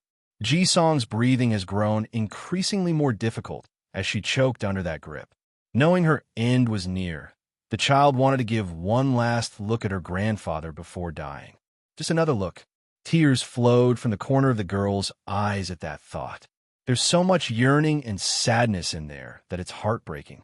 Despite showing no fear earlier, she's just a child after all. How could she really not be afraid of death? No. G-Sky desperately rushed towards his granddaughter's location, but there's simply too many foes ahead blockading his route. At this moment, he could feel his heart shattering into a million pieces after he noticed the speck of blood slowly dripping out of the child's mouth.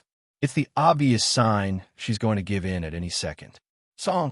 Deafening in his cry, the old man also starts spewing blood from his throat at the hopeless situation.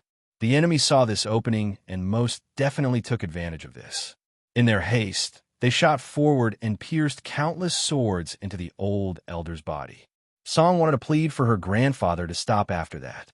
Sadly, her mouth could not find a voice as the last light slowly drifted away from those eyes at this despairing scene.